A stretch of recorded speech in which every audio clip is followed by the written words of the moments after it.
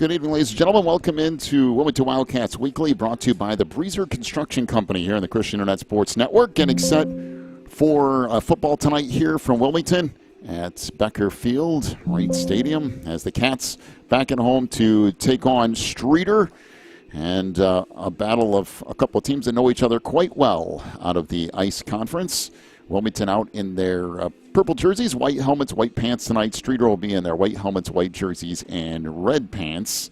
As no JV game tonight, no early game, just this varsity matchup.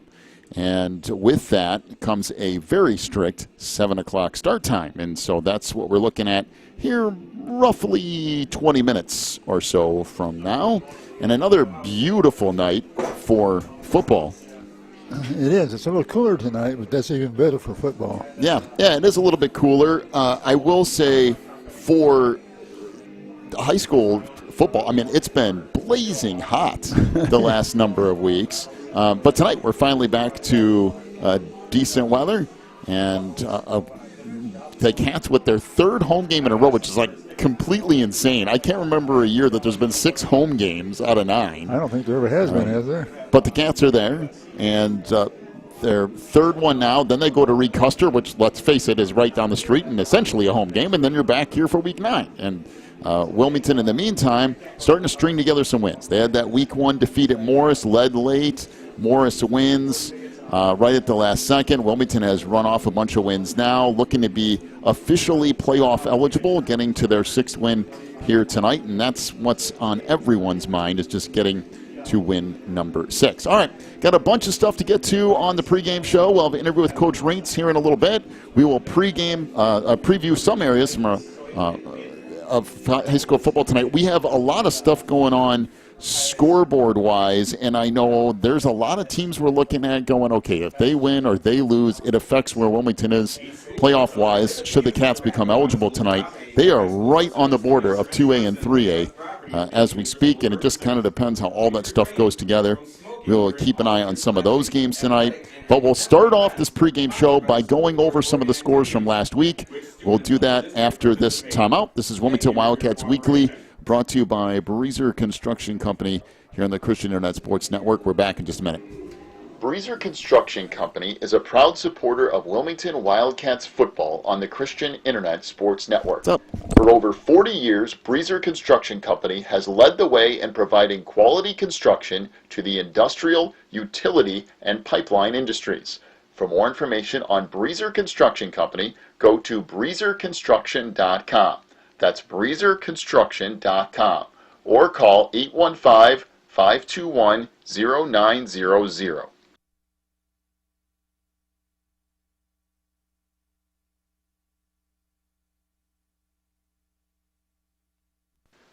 Warren's Collision Center is now at 860 Easy Street in Braidwood. They accept all insurance companies, and as always, customer service is their top priority. Contact Warren's Collision at 815-458-3300, stop by online at warrenscollision.com, or visit in person at 860 Easy Street in Braidwood. Warren's Collision Center is open from 8 a.m. to 5 p.m. Monday through Friday. Warren's Collision Center, where they care beyond the repair. Wildcat Self-Storage is a facility providing clean, convenient, and well-maintained storage units. They provide great customer service with competitive rates, and they also have online bookings and payments for your convenience. Wildcat Self-Storage is at 131 School Street in Wilmington, online at wildcatsst.com, and by phone at 815-768-0681. Wildcat Self-Storage is proud to be locally owned. Riverfront Lanes in Wilmington is the place for fun with family and friends. They have leagues and open bowling, along with all the extras, like bumpers for the kids and cosmic bowling. Riverfront Lanes is your party headquarters too. Whether it's a birthday, company outing, or fundraiser, they can take care of you. Visit riverfrontlanes.com for hours and more information, or stop by at 402 South Water Street in Wilmington.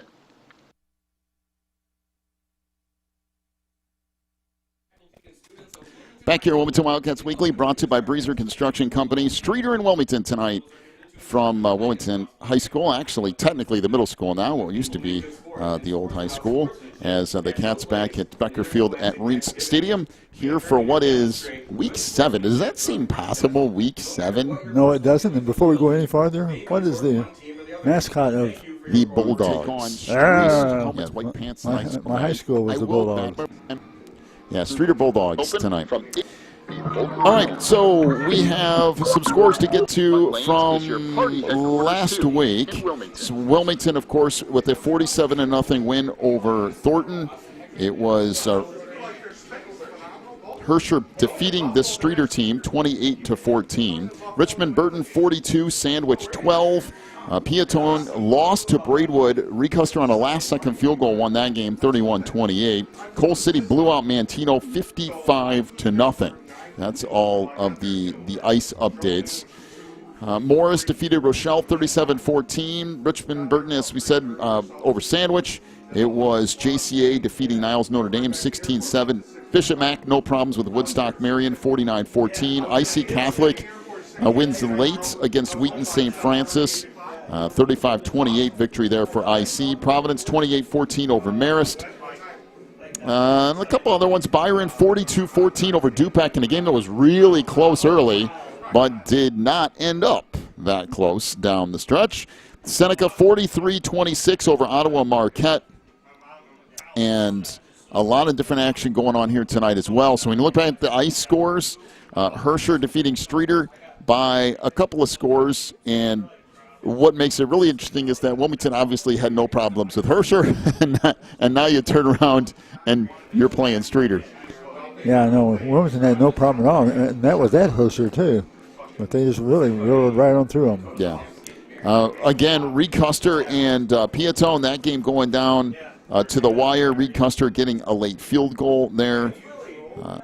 And Coal City, of course, no problems with Mantino. And I think everybody knows we are angling toward that Week 9 matchup between Wilmington and Coal City. That's what everybody's looking forward to. That could be the game of the year right there. It very well could be. All right, let's take a quick timeout. We'll come back and we'll look at the schedule for this week, and we'll hear from Coach Reitz in just a little bit as well. Wilmington Wildcats Weekly, brought to you by Breezer Construction Company, moves along here on the Christian Internet Sports Network. The attorneys and staff at Odekirk & Rhodes are here to help during your most stressful legal situations, including criminal cases, divorce, custody, personal injury, and more. Odekirk & Rhodes will be with you every step of the way with aggressive representation that results in positive outcomes. Call 815-306-4864, visit online at odekirklaw.com, or stop by any one of their locations in Joliet, Mantino, Morris, or Wilmington today. Spins and Needles on Davie Lane is your local sewing shop in the Wilmington area. They specialize in sewing machine repairs and cleaning. Spins and Needles also has sewing supplies, quilt fabrics, sewing notions, and custom wind spinners. Stop by Spins and Needles at 614 Davie Lane in Wilmington from 10 to 4 Tuesday through Thursday, and Friday and Saturday from 10 to 3. Or call 815-592-1183 for Spins and Needles. Back here on Wilmington Wildcats Weekly, brought to you by Breezer Construction Company. As we look ahead to our schedule here in Week 7, of course, Wilmington at 5-1, hosting 1-5 Streator here in just a few minutes. Piatone at 4-2 will host 5-1 Coal City. Herscher at 4-2 will be at 2-4 Reed Custer. Mantino at 3-3 will be at Gibson City Melvin Sibley, who's at 5-1. And when you look at the conference here, you know, Piatone at 4-2 hosting Coal City. Going to be a rough go, I believe, for the Blue Devils tonight. As Coal City, a little bit different quality opponent than some of the wins Piatone has gotten this year. But Piatone, even if they lose tonight at 4-3, has a path to get to the playoffs, as does Herscher. I mean, Herscher sitting there at 4-2. 4-2, yeah. Now, this is a big one between them and Reed Custer tonight, because if Herscher pulls off a win, they will be probably playoff eligible at 5-4, and if not, really close to being that way. And Reed Custer out of playoff contention, they would drop to 2-5. So the Comets tonight need a win, Yep. And they need a win to keep pace, and then they would need to beat Wilmington next week, which is a tall, tall order. But there is a path to get there if you. Yeah, they have come up with a few wins this year I didn't expect them to get. They've played a lot better, for sure. Other games going on throughout the area. Morris at 6-0 will be at 2-4. Ottawa, the Pirates, have their hands full tonight. Bishop Mac at 6-0 will host 3-3 Wheaton Academy. JCA at 2-4 will host Mount Carmel tonight, who's 6-0. Montini at 6-0 will beat 1-5 St. Viator. IC Catholic at 4-2 will be at 3-3 Marmion. Providence at 4-2 will host 5-1 Loyola. And Seneca at 6-0 will be hosting St. Bede, I think. All right, we'll take ourselves a timeout. By the way, we'll keep an eye on a bunch of other scores as well throughout the night. We will do that as our broadcast kind of moves along. We'll take a break, come back with our interview with Coach Raintz here in just a moment. This is Wilmington Wildcats Weekly, brought to you by Breezer Construction Company. The Wilmington Chamber of Commerce at wilmingtonilchamber.org represents Wilmington businesses in many ways, including Employee of the Month, job postings, a full directory, event listings, ribbon cuttings, and more. They are also proud to announce their office location at 616 Davie Lane in Wilmington. WilmingtonILChamber.org is the source for all things business related in Wilmington.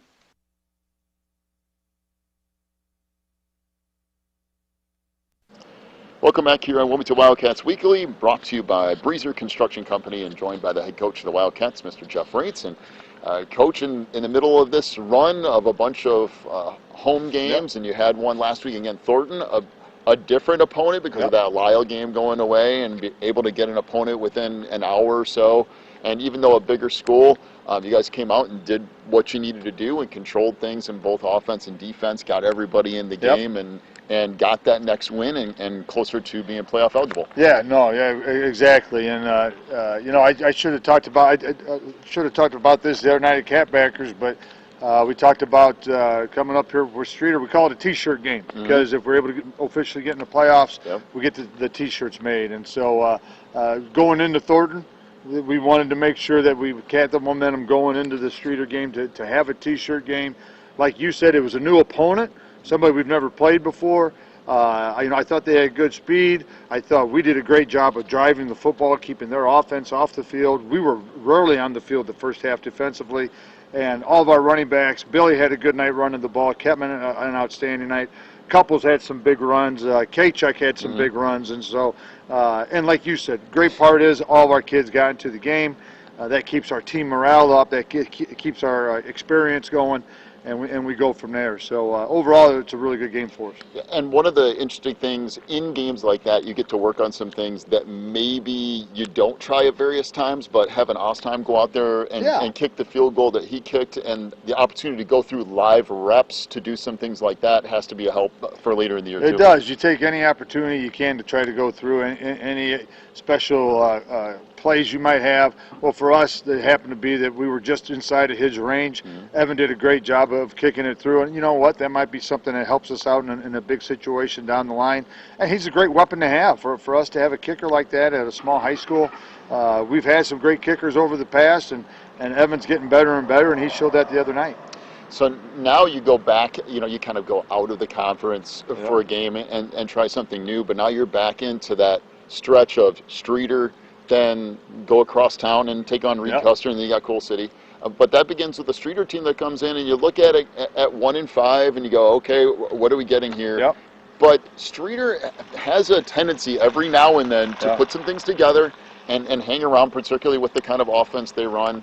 And you could talk for a second, too, about the very strange snap that their quarterback.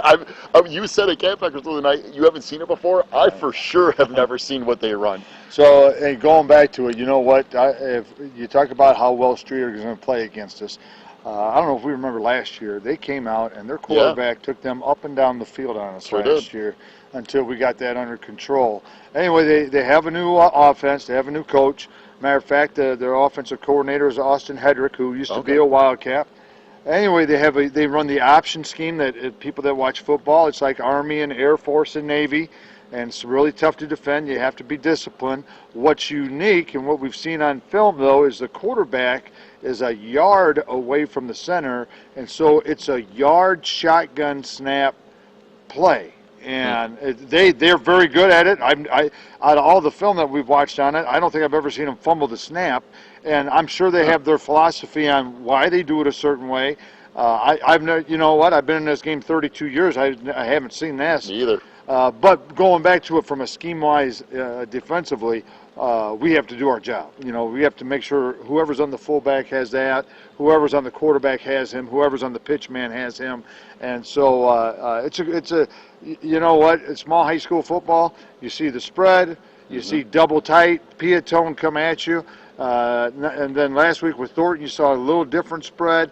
And now we're back to option football, Army-Navy stuff. And so, you know, we're getting a little bit of everything this year. Obviously, we're glad to be home. And like I said, we want to get that 6th win to guarantee us a spot in the playoffs. You know, if there's one thing that we all know about facing an option, it's assignment football. And if you don't do your job every time, it only takes one time to have that blow up on you. It really does. And for people that are at the game, if you see their fullback starting to get yards, that means they've found a wrinkle, and that's if you don't stop the fullback, it'll be just like what we want to do. Their offense will be on the field the whole time. Our offense will be off the field. We need to flip that, and we've had success with that this year. We need to be 3 and out to get our offense on the field as much as we can.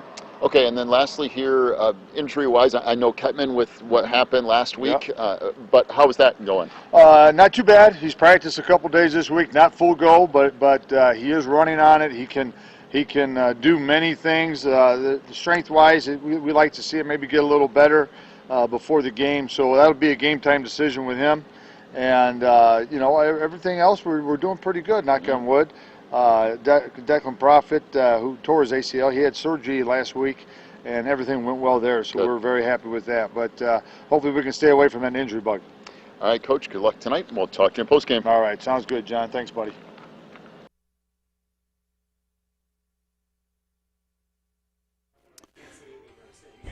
So Cat's about ready to run through that line of people out near the 35-yard line or so. We do have a bunch of motorcycles in the end zone. You can hear them roaring. Not quite as many as been out there the last few weeks. It has cooled off some, and there's been a lot of home games this year too, but there's still a pretty good number of motorcycles out there in the end zone as we get set for the Cats to come down through the woods and enter the field here for tonight's game. Again, Wilmington can for sure become playoff eligible tonight with a win over Streator. That would make them 6 wins on the year and clearly get them into the playoffs. So, of course, Wilmington. Boy, listen to those motorcycles. Looking to capitalize and keep that string of playoff appearances intact.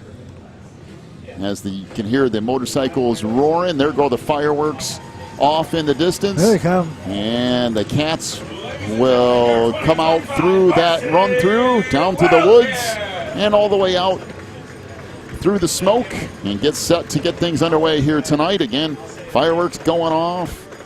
Well, we're ready for football.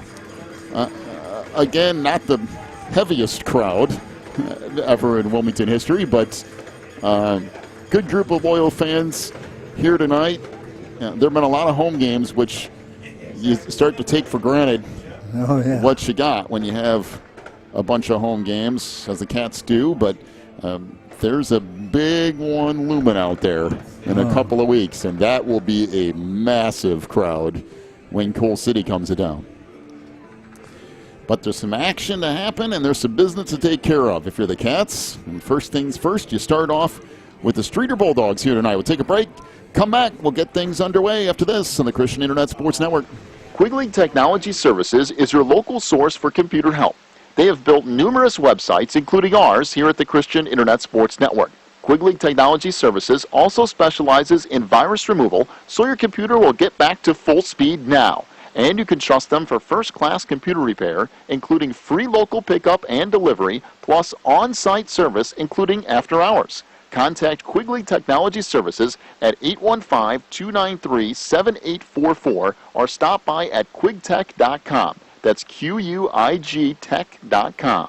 And a big thank you to Quig Tech and helping us out tonight. Dave answered some questions for me very last second. Boy, I tell you, he came to the rescue. Before we got things underway here tonight. Of course, YouTube changed everything about their stream keys and everything 5 minutes before we went on air tonight. So, in any case, big thank you to Dave and Quig Tech for helping us out and keep everything going, including our website and all the good stuff here at the network. Everything that we do is as a result of Dave and on his end of things. So, if they have any problem with their computers, anything they want to add to the program, he can do it. Everything. Yeah, anything at all. Boy, they're still shooting off some fireworks out there. They're shooting off some big ones now. Oh, they are. So, Bulldogs will get set to return as Evan Ostheim will kick off left to right here. Comes down around the 5-yard line. 10, 15. Out to the 20, and that's about it for Lazarick Moton, the senior on the return for Streator. And it will set the Bulldogs up 1st and 10. And our first look at Streator tonight. And Wilmington's defense rolls out there. Been very, very stingy defense through 6 weeks of this season. You'll see a little bit everything tonight from Streator in regards to they'll run option, they'll run the double wing, they'll go out of shotgun. You'll see a little bit of everything. So one receiver split out to either side. Sam Lorette, the quarterback, will get set to take the snap, and he'll hand it off up the middle to the fullback and nothing doing. No gain at all. Looked like Van Dyne in on the stop, and again, for Streator, number 6 is the fullback tonight. He is not in the program, and he is not in anything online either. So our apologies. Who do we have running that time? Well, as the fullback number 6, we do not have We just don't have him here. him in the list. So 2 receivers to either side. 2nd down and 10 for the Bulldogs, working right to left. Swing pass to the outside, dropped, and it doesn't matter. It was going to be covered out there by Moran anyway. Looks like the pass was intended on the far side for Aiden Wilkinson, and it will fall incomplete. They'll bring up 3rd and 10. Brings up 3rd down for Streator. Boy, Streator does not want to find themselves in 3rd and long tonight, and that's exactly where they're at. So 3rd and 10 right from the middle of the field. Streator trying to work right to left from the 20-yard line. 2 receivers to either side. Lorette out of the shotgun with a back to his right. Will take the snap. Looks left. Fires out there. Caught by Morton, and he'll be wrapped up short of the 1st down. Good coverage. Oland out there along with Billy Moore. And Morton wrapped up after a gain of 7, close to 8. But Streator going to be forced to punt the ball away here. So Billy Moore back deep for the Cats. Back at his own 45. As Streator will go back into punt formation here. Brendan Fleming, junior kicker, gets set to punt it for Streator. It bounces back to him and somehow got the kick off. And kicked it around Holman, and it'll roll down to the 45-yard line of Wilmington. That's where the Cats will start 1st and 10. Really good field position for Wilmington. And again, for Streator, those 3 and outs are going to hurt. You need to hang on to the football and use some clock. And you know what Wilmington's going to do? They're going to run the ball, and they're going to run the ball in slow motion. Yep, we'll see. Like a tank coming at you. What the Cats come out with here. Of course, we know that's right off the top.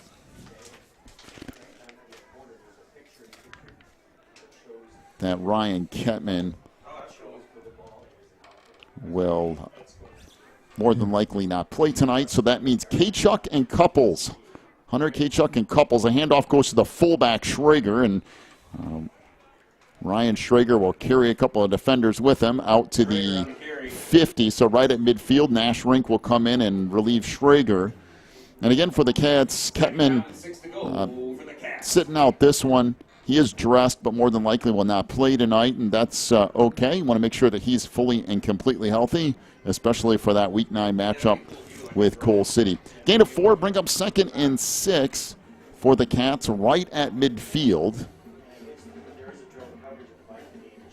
Cats taking plenty of time off of this play clock. Will come up to the line of scrimmage. So Nate Couples to the far side, Hunter Kachuk to the near side, and now Nash Rink at fullback. Billy Moore under center will hand it off to Schrager again, or make that Rink up the middle. I almost made that mistake, even though Rink just came in for him. And Rink will pick up a good 5 yards, and will leave the Cats with 3rd and short, 3rd and a yard. Boy, just third down and 1 to go. all the way down to the 45-yard line, and Wilmington will face 3rd and a yard. Can you give me who Rink's number? 38. Oh. So again, up front for the Cats, Evan Kuiper, Zach Olson, Will Wilson, Moran and Holman, the tight ends, Logan Van Dyne, Jack Cutter, all up front in that offensive line tonight for the Cats. Cutter, of course, back at that center position after being out first number of weeks with an injury. So out of the double wing, 3rd and a yard from the Streator 45. Billy Moore going to keep it himself up the middle down to the 39 before he's tripped up on the play by Riley Stevens. For a Wildcat. First down. So Riley Stevens comes up, makes the stop. Billy Moore will pick up 6 yards and a Wildcat self-storage first down to the 39-yard line of Streator. You know, Billy's deceptive. He's a small kid, but his power is amazing. And he's got quickness for sure. And he changes direction as he's coming at you in the line. He can shift to left or right just on a dime, boy, just quickly. So the Cats get a first down to the 39. And again, Streator looking with 5 up on that line of scrimmage, but really spread out. This is Kachuk left side, ran into a defender right at the line of scrimmage and then gets wrapped up. Maybe a gain of a yard. Aiden Ferris on the stop for Streator, and he'll bring up 2nd down and 9 from the Streator 38. Well, not a whole lot of room there for the Cats. No, there sure wasn't. Bulldogs are putting some pressure on up front. It's interesting that Barry calling a couple of fullback dives and a quarterback keep real early here to try to expose a few things defensively, but Streator's still staying in that pretty much straight up take away the wingbacks approach. So a 5-4, almost a 5-5 look here from Streator. Handoff up the middle. This is Schrager. He's going to pick up 4, maybe 5 yards as that fullback dive straight ahead.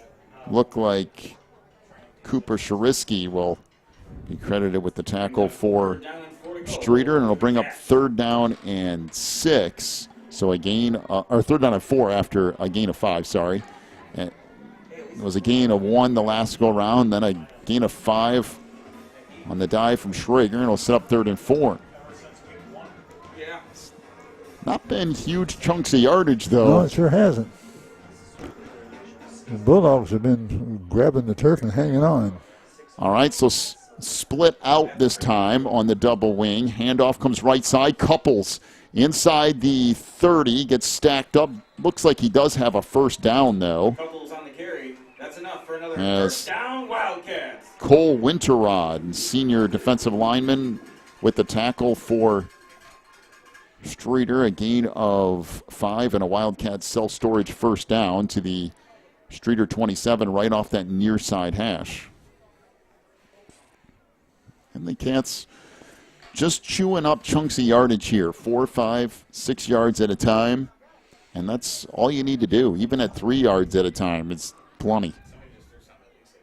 Yeah, they just want to control the clock, keep the ball in their possession, and march down the field. Again, out of the double wing. Tight end split way out. This is Schrager on the fullback dive again. Managed to find a seam, gets down inside the 20-yard line, tripped up around the 19. Good quick move from Schrager. It'll pick up about 8 yards, and it'll set the Cats up with a 2nd and 2 just inside the Streator 20-yard line. So Wilmington moving the ball, taking off a huge amount of time off this first quarter clock. And, you know, the way we've seen things the last few weeks, the first and second quarters have taken forever and a day. It's good to see a first quarter moving for once. Man, that wasn't the Mantino game that took an hour and 5 minutes or something for the first quarter? It sure I've never did. seen a quarter like that. That was a long, long one. So tight end split out again. Schrager again up the middle, has a hole inside the 10, inside the 5 before he's finally tripped up. So Schrager on the carry. Schrager will That's pick enough up for another Wildcat first down. 17 yards and set the Cats up with first and goal after another Wildcat self-storage first down. First and goal from the 3-yard line, and the Cats have just gone a lot with Schrager on this drive, and it's worked. Well, Schrager has carried the ball 4 times. The least amount he's gotten is 4 yards. Twice, 7 once, and 17 another one. And I guess if you're Streator, you're like, we'll try to take away the wingbacks, and if you do that, though, fullbacks do have the ability. Pitch comes right side, and slipping to the ground as Couples tried to get around that end, and will pick up maybe a couple of yards. It'll bring up second down and goal from the 1. Couples would have scored if he didn't slip there. But again, for Wilmington, not going to complain about that too much. Keep that clock running.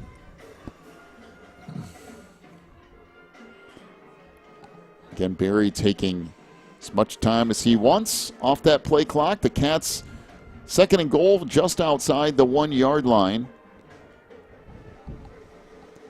Moving straight down the field here, but not any huge runs. Everything packed in this time. The old school look from the double wing. Moore under center, in motion. Kachuk up the middle, dives into the end zone, and has a touchdown. Hunter Kachuk, a 1-yard touchdown run. Puts the Cats on the board, 6-0, 3:31 to go in the opening quarter. But good wall in front of them off that left side. Offensive line doing its job, and Kachuk follows it into the end zone, and now Evan Ostheim on to attempt the extra point. Yeah, the Bulldogs was giving them a really tussle up front, but that line for the Wildcats just kept on chopping her out. All right, Kuipers to snap. Bryant will hold, and Evan Ostheim with the extra point here. Good snap, good hold, and Ostheim's kick is good as well, and the Cats lead it 7-0, 3:31 to go opening quarter. Take a break, come back with more Cats football into this on the Christian Internet Sports Network. If you're looking for more information on Wilmington Wildcats football, then check out the Catbackers every Wednesday at 7 at Tuffy's. Each week, Coach Reentz goes over game film, takes questions from the audience, and presents the Offensive and Defensive Player of the Week awards. Plus, you'll get to hang out with other Wildcat fans and get the inside scoop on next week's game. So be sure to check out the Catbackers every Wednesday at 7 at Tuffy's. Teresa's Family Styling Salon in Wilmington is an all-ages salon that will style your hair for that special look. They offer cuts, perms, and coloring for any fashion. They also carry Paul Mitchell and Brocato products. Teresa's Family Styling Salon is located in the Southgate Plaza in Wilmington, and you can call for an appointment at 815-476-1955. That's 815-476-1955. So Ostheim has it teed up, getting ready to kick off left to right here from the 40-yard line. Lazarick Moton back deep for Streator, back around the 5. Ostheim's approach and kick. Moton should have an opportunity here. Takes it at the 5, 10, 15. Moton cuts it back up the middle and then gets wrapped up right at the 20-yard line. Maybe the 22 on the return. Making the stop for the Cats is Colin Van Dyne, and Streator will get set up first and 10. Stop made by Colin Van Dyne. So the Cats did their job defensively on the first drive of the game for Streator. We'll see what happens here. We'll start first and 10. Wonder if we'll see any of that Army-Navy style here this time. Maybe. I said you'd see a little bit of a mix tonight from Streator. They do a little bit of everything. So one receiver split out to the near side. This is shotgun formation out of the double wing. And the pitch comes off the near side. Moton trying to get the corner, cannot. Good pursuit out there. Oland along with Rink and Billy Moore all Good job on the stop. On the carry for the Bulldogs. They'll set up 2nd and 10. Boy, just good pursuit. So Sam Lorette, that quarterback for Streator, trying to get something going for the Bulldogs.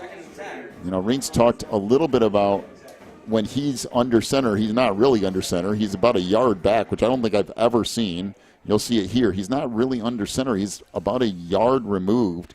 So it's like a mini shotgun snap. It's a mini pistol snap, actually. My. Handoff goes up the middle, nothing doing. Declan Moran wraps up the fullback, and again, that's number 6, who's not in. And he also took on 2 linemen at the program. same time. But Moran just sheds a block and immediately blows that up, and it'll bring up 3rd down and 10. Brings up 3rd down. Oh, who was that? Number 6, who's just plain old number 6 in there. Unfortunately, don't have his name. So 2 receivers split out to the near side, 2 to the far. Shotgun formation with Lorette and a back to his right. 3rd and 10. Lorette chops back, fires near side, completes. Nice looking pass, actually, out to Sharon Morton. And Morton, again, will pick up 7 or 8 yards, but not enough for a 1st down. And kind of begs the question, why don't you do that earlier? Because they've run it twice. They've picked up 7 yards, 6, 7 yards at a time, but that one good for about 5, maybe 6 yards. It'll bring up 4th down, and we'll call it a long 4. Back to punt is Brendan Fleming. 2:05 to go opening quarter. 7-0 is the lead for Wilmington. Snap bounces back to him again, and that might have hit a Wilmington player, did it? We'll see. I wasn't sure if it did or not. It was a line drive kick near side. They're going to say, I guess it, I don't know if it did or didn't. The near side official didn't signal anything. So it looks like, I thought it hit somebody from Wilmington. How could it not? I mean, he hit a line drive right at the back of 2 or 3 Wilmington players, and that wouldn't be anybody's fault for the Cats. That was such a crazy punt that, I don't know. I think this is Streator football. It is Streator football, and what a break that is for the Bulldogs. It goes off a Wilmington player off a line drive punt, and the Bulldogs will take over 1st and 10 from their own 42. I guess technically that's a fumbled punt, but it's nobody's fault. When was the last time you saw a punt that was not executed at all, but that resulted in a turnover?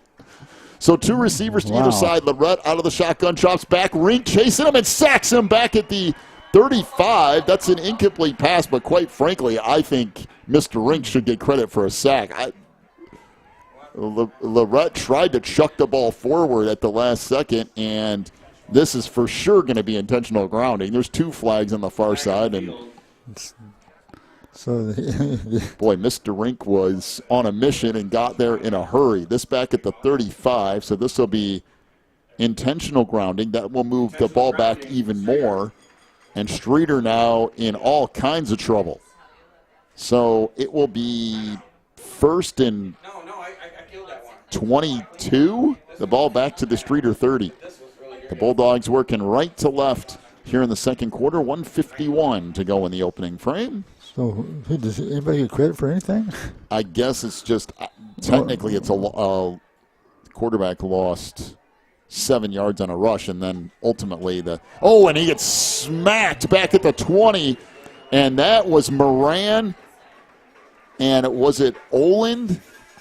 But wow, they met at the quarterback, and Lorette just got hammered back around the 20-yard line. He had no chance at all. There were 2 or 3 Cats back there. He tried to drop back to pass, and it did not work.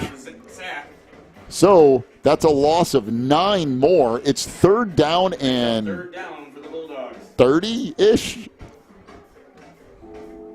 Wow, after that punt, Streator has gone backwards in a big way.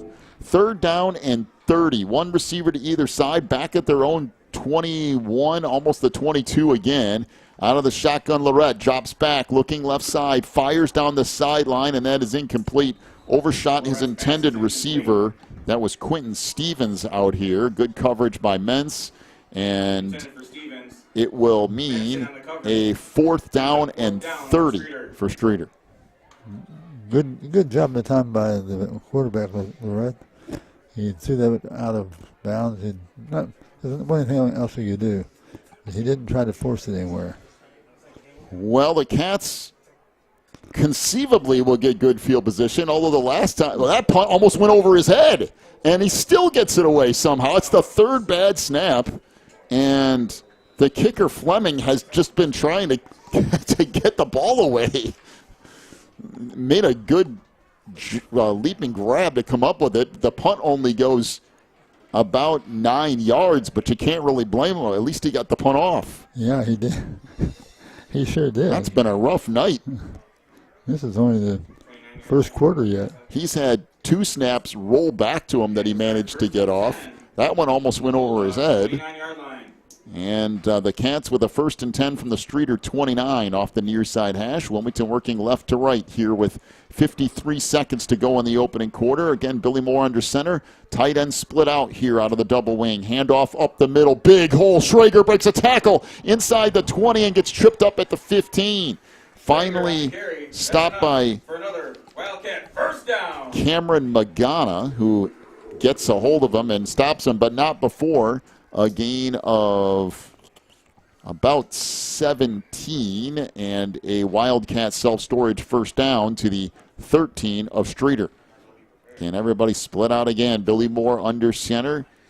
And again, Schrager, huge hole up the middle. Inside the 10, inside the 5, and finally gets tripped up at about the 4.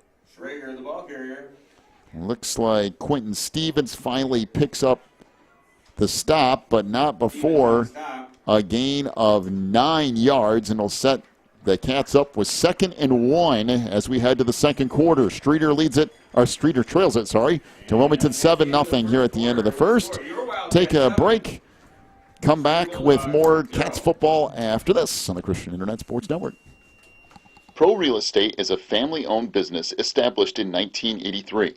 Its staff and sales agents work in all areas of real estate sales, from first-time homebuyers to experienced investors. Located at 506 South Water Street in Wilmington, clients are welcome to stop by to discuss their real estate needs or visit our website at pro-homes.net. For a private consultation, contact us at 815-476-7916. On Saturday, October 11th, the Wilmington Coalition for a Healthy Community and the Wilmington Lions Club will be partnering for an awareness program about online child exploitation. You will learn about statistics and emerging trends, red flags and safety tips, practical training, and tips for how to talk with children about online safety. This important event will be from 1 to 3 p.m. at the South Island Parks Pavilion in Wilmington. Breezer Construction, a proud supporter of Wilmington Wildcats football on the Christian Internet Sports Network. For over 40 years, Breezer Construction Company has led the way in providing quality construction to the industrial, utility, and pipeline industries. For more information on Breezer Construction Company, go to breezerconstruction.com. That's breezerconstruction.com. Or call 815-521-0900. Back here on the Christian Internet Sports Network, as the Cats will be set up with a 2nd down and 1 from the Streator 4-yard line.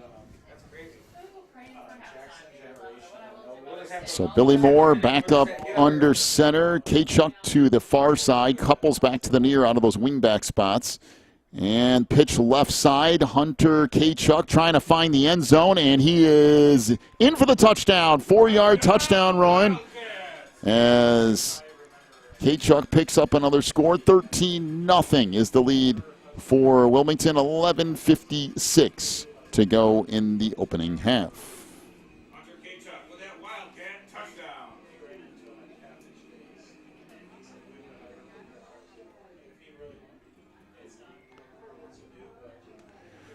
So again, Evan Ostheim to attempt the extra point here. Good snap from Kuipers. Good hold. The kick from Ostheim is good. I believe they blew that dead, though, because of the encroachment. Now, are they going to go ahead and allow them to decline it? It looked like they blew the whistle before that, but they're going to say it's the – they're going to re-kick it. So it's declined, and the Cats will be forced to re-kick because the whistle did blow before the kick was actually attempted. So Ostheim will try it again.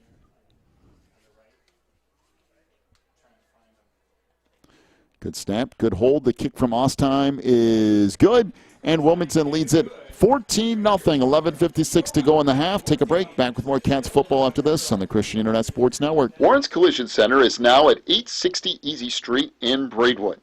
They accept all insurance companies, and as always, customer service is their top priority.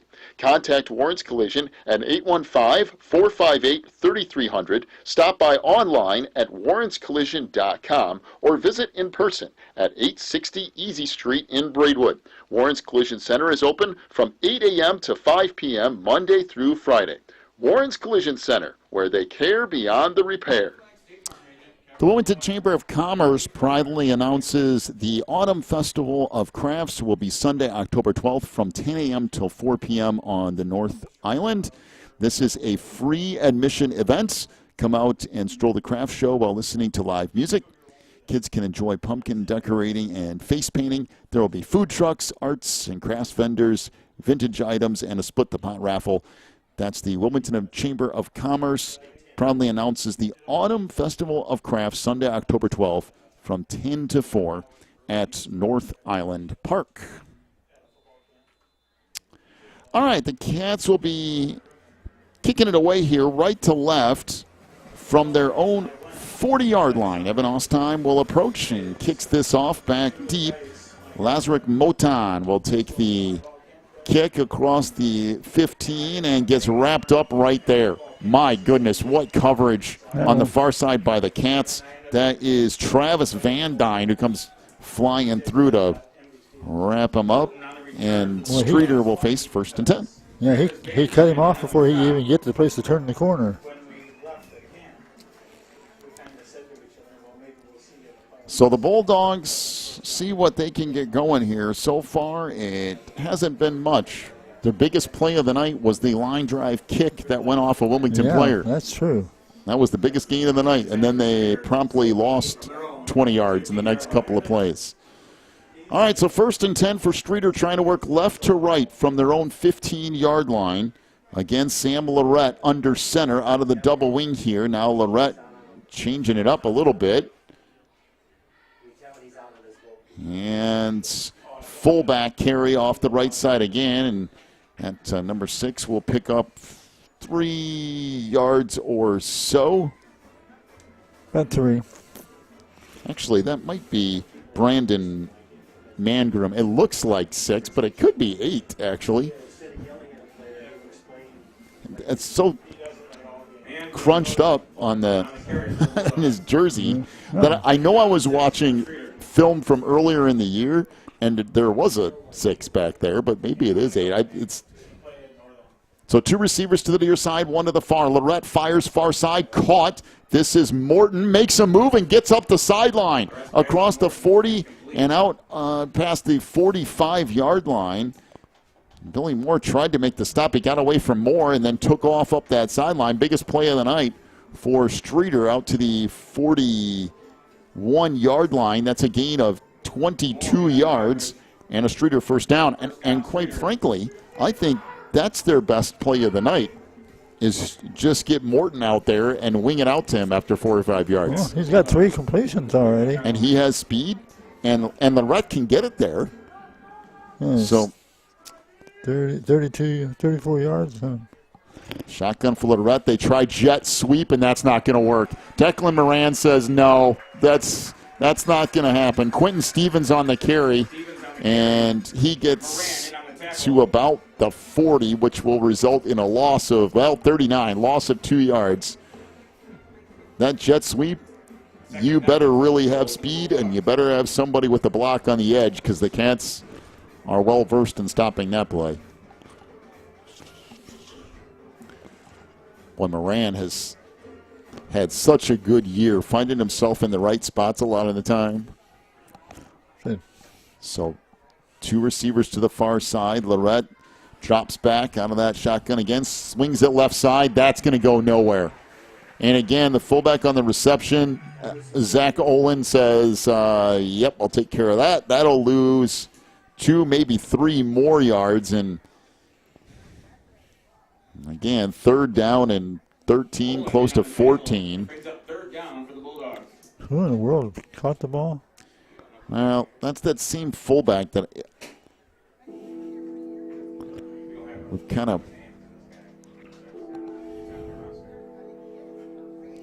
So 2 receivers to the far side, 2 back to the near, and out of the gun again is Lorette with a back to his right. 3rd down and 14. Lorette drops back, tries to roll left side, is hit as he throws, and it's caught up the far sideline. Inside the 45, down to the Wilmington 40. Lorette got unloaded on by Olin, but again, up the far side for Streator. Be a gain of 20 yards and a Streator first down. Stevens on the reception for Streator. Out of the gun again. Lorette swings it left side. Caught by Morton. Tried to get the edge and gets tripped up after a gain of 3 or so here. Brings up 2nd and 7. And, you know, Streator has found some stuff through that passing game. And Morton is a good receiver to that far side. He has speed, he has strength, and it's proven to be a little bit of a matchup here. Up the middle goes the fullback dive, nothing doing. As the Cats all over that. Holman picks up the stop for Wilmington, and again, that fullback number 6 will get a couple of yards. 3rd down and 5 for the Bulldogs. This turned into an interesting drive. Oh, wait a minute. For Streator. We got a couple yards. Number 6. Oh, So 1 receiver to either side again. Double wing here with Lorette with that 1 yard pistol formation and a bunch of people moving for Streator. So this almost has to be a false start, but we'll see. They're going to talk it over a little bit here. I don't know how it couldn't be. They're walking back on their own.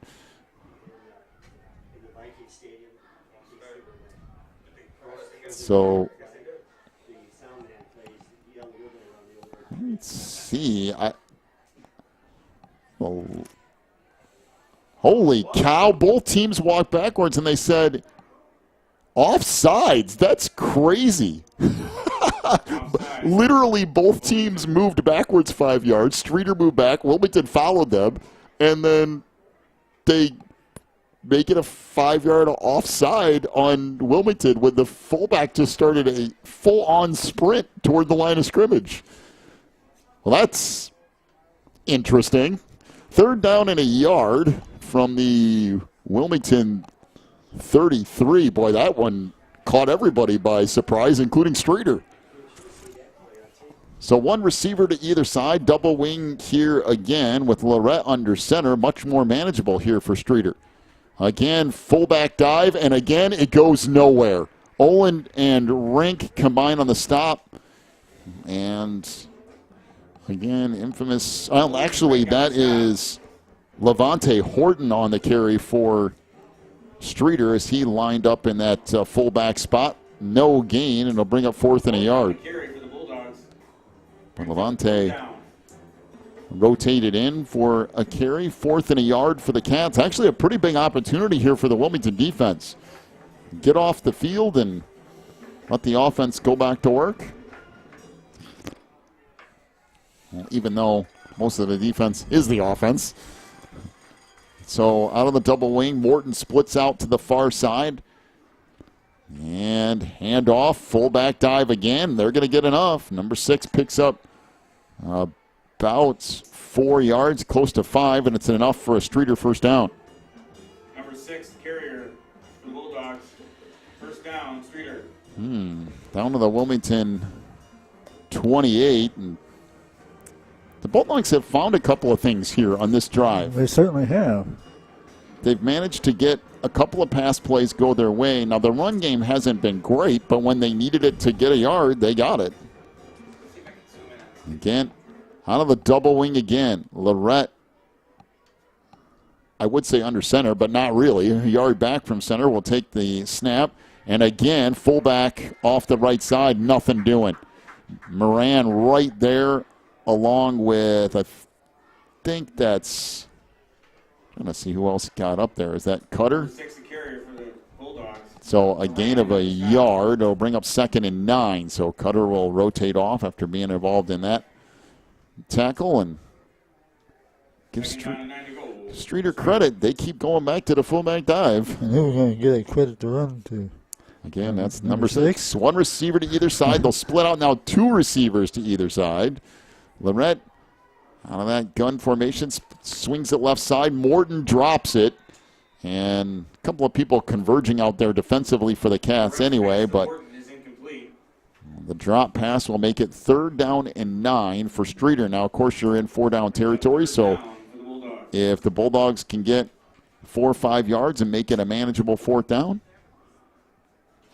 I do think that is the play I go back to again and again. If I'm Streator, just throw the ball out there to Morton and see what happens. I tell you what, it's been a very productive setup. So Billy Moore out there to cover him again, but Morton's got some size too, and that's another thing. He's strong and quick. 2 receivers to either side, 3rd and 9. Lorette fires right side, incomplete. Overshot his intended receiver at the 25-yard line. That was Wilkinson. Rink out there in coverage, and it'll bring up 4th and 9. Well, not much out there anyway, even if that's complete.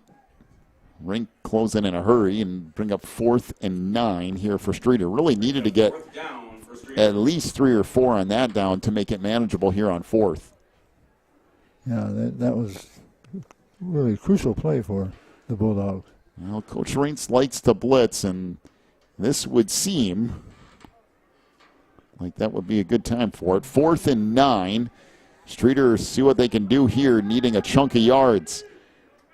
Out of the double wing again. Lorette is not going to snap it here. Timeout. They tried to draw Wilmington offside and almost did. Somebody up front moved for the Cats, but not enough to get a penalty, and it'll be a timeout to Streator. All right, we'll take a break. Come back with more Cats football after this on the Christian Internet Sports Network. Wildcat Self-Storage is a facility providing clean, convenient, and well-maintained storage units. They provide great customer service with competitive rates, and they also have online bookings and payments for your convenience.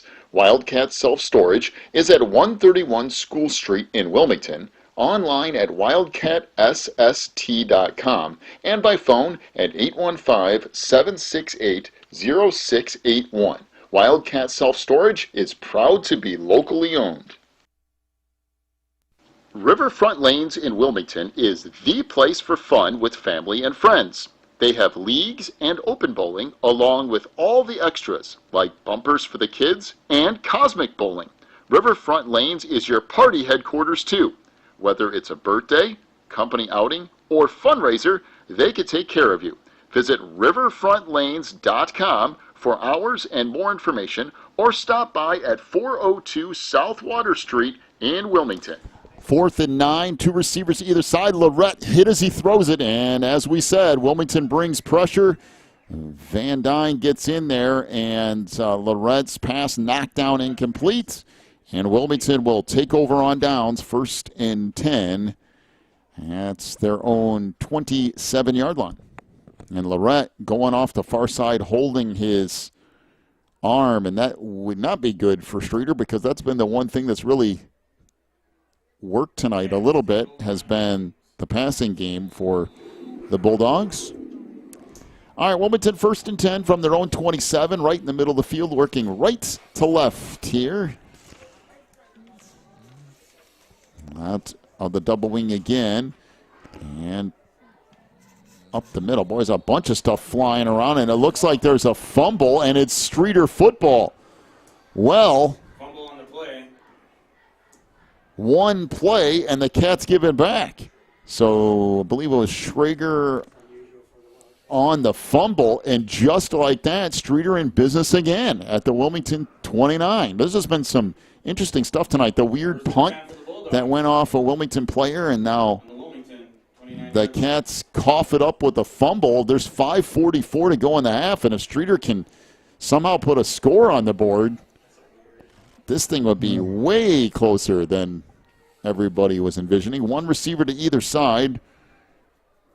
Lorette will keep it himself, and he's chased down from behind by, I believe that's Holman, who will just sprint and catch up to him.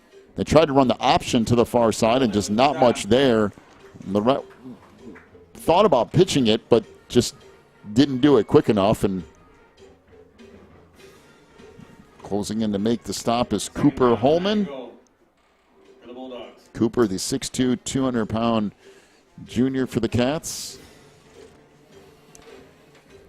So 2nd and 10. Again, double wing for Streator as well. 5 minutes to go in the first half as the Bulldogs moving some people around here. Morton split out to the far side. And underneath it comes to the fullback yet again, and there's breaks a couple of tackles. Good tough run. And after all that, broke 2-3 tackles and might have picked up a yard or two. And that's it as he went out of bounds on the far side. Number 6 on the carry for the Bulldogs. Be a gain of a yard. Well, 2, I guess they eventually move it after all that effort, and to bring up 3rd and 8 for Streator. It's been an interesting night, just in general. Not a whole lot of energy. Kind of a sleepy first half. No, the Wildcats need to wake up out of this lethargic condition and start marching down the field again. 3rd down and 8. Shotgun here, dropping back. Lorette fires over the middle, caught. But going down to the knee to catch it was Aiden Wilkinson, and he'll pick up about 5 yards. It'll set Streator up with 4th and 4 from the Wilmington 23.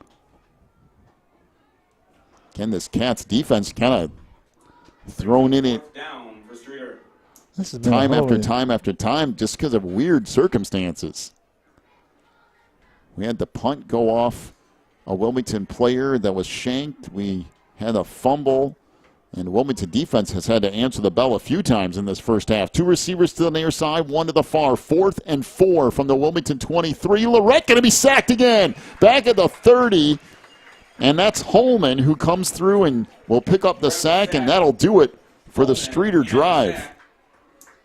Boy, Wilmington's defense doing everything they can. And it'll be 1st and 10 for the Cats from their own 30 on that far side hash mark. What they lose, about 4 or 5 yards? Take over on downs. So we'll see. Wilmington has the opportunity to double up here. They got 4 minutes left in the half. If they can score, they'll get the ball to start the second half as well. And again, that's what the Cats like. From the 30-yard line. As Will Wilson late to run out there, and the Cats will have 1st and 10 from the 30, working right to left off the far side hash, more under center. Handoff, I believe this is K-Chuck across the 30, 35. Will get stacked up near the 37-yard line. It'll bring up 2nd and short for the Cats. Looks like Riley Stevens will make the stop. From the 37-yard line. So 3:40 and counting. Everything packed in this time. Tight ends join everybody else off that offensive line. And K-Chuck tried to cut it back up the middle. There's just a whole lot of bodies in there and nothing doing. He'll get a yard, and he'll set K-Chuck on the carry. The Cats up with 3rd down and a long 1, almost 2.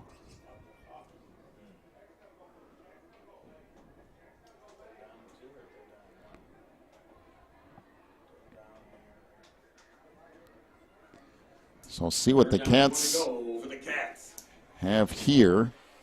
Third down and a long one. More under center. And again, K. Chuck off the left side. Picks up the first down, dragging a defender with him across the 45. Out near the 47. Good piece of running there. Tough running. That's a gain of 8 yards and a Wildcat self-storage first down. So they'll wind the clock. 2:55 to go here in the opening half. Wilmington with a 14-0 lead. Been a weird, sleepy first half. Just strange as can be. Up the middle, fullback dive again, and this is Rink inside the 35 all the way down to the 30 before he's tackled as Aiden Wilkinson will pick up the stop. That is a gain of 23 yards and a Wildcat self-storage first down. Boy, that fullback dive has just been there over and over and over for the Cats here tonight. Wind that clock again. Be sure to stick around for the halftime show, brought to you by Pro Real Estate at pro-homes.net. Look at your first half stats, get you set for the second half, and a full check of the IHSA football scoreboard from Odekirk and Rhodes. Do that on the halftime show, brought to you by Pro Real Estate here in just a couple of minutes. Out of the double wing, tight end split way out again. Underneath, this is Rink, dragging some people with him, still going inside the 25, down near the 20. Boy, he just kind of plow right on with him. Boy, dragging some people with him. He'll pick up, I guess it's 9 yards. Second down and 1 to go for the Cats. That is awfully close to a first down for no measurement, but I guess they're just going to say, whatever. We'll make it second and 8 in inches. So second and less than 1 from the Streator 21-yard line. Near side hash again, right to left. Billy Moore going to keep it, trying to get the edge. He actually ran into his own player. Gets inside the 20 and gets tripped up down near the 15. Moore with the quarterback keep. As That's enough for another first down Wildcats. Aiden Wilkinson finally makes the stop after a gain of 7 yards and a Wildcat self-storage first down. First and 10 from the 14, almost the 13 here, actually. Wilmington knocking on the door. 1:29 to go in the half. Again, the Cats are fine with scoring here late and then getting the ball to start the second half as well. Those wide splits with the tight end out of the double wing here. Moore under center, in motion, Couples. Moore going to keep it again inside the 10, inside the 5, and Billy gets tripped up down around the 2, maybe the 1, depending on where they put it. That's a gain of 13 and a Wildcat self-storage first down. First down. He just doubled his yardage. He had 13 total. Now he's got 13 in one plays, 26 yards. So first and goal from the 110 in counting here in the first half. Moore under center, pitches it back to K-Chuck, and K-Chuck into the end zone again. Boy, Hunter has had himself a busy night inside the 10. Now 20-0 Wilmington. Is that Hunter's third touchdown of the night? Yes, it is. K-Chuck has just found himself in the end zone over and over. How long a run was that, 1 yard? 1 yard. 1 yard run for Hunter K-Chuck. 1:04 left to go in this first half. Evan Ostheim to kick out of the hold of Finn Bryant. And Kuipers with the snap here. All that done well, and Ostheim's kick is good. And Wilmington leads it 21-0 over Streator. 1:04 to go in the half. Take a break. Come back with more Cats football in a moment. The attorneys and staff at Odekirk and Rhodes are here to help during your most stressful legal situations, including criminal cases, divorce, custody, personal injury, and more. Odekirk and Rhodes will be with you every step of the way with aggressive representation that results in positive outcomes. Call 815-306-4864. Visit online at odekirklaw.com or stop by any one of their locations in Joliet, Manteno, Morris, or Wilmington today.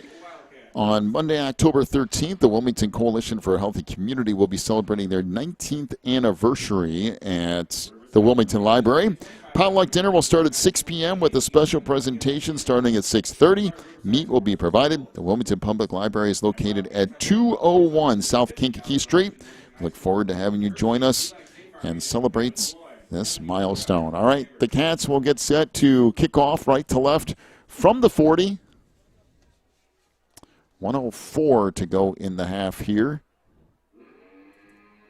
And Wilmington leading it 21-0.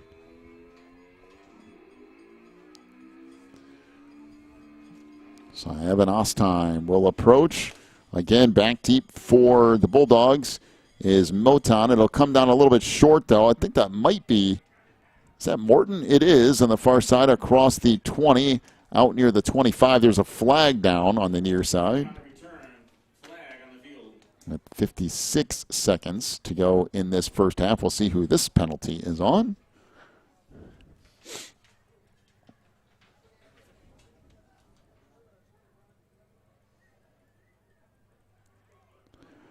And it is on Streator, so they'll back him up a little bit more here. So back it up down to the 15, and Streator will have it 1st and 10 from there.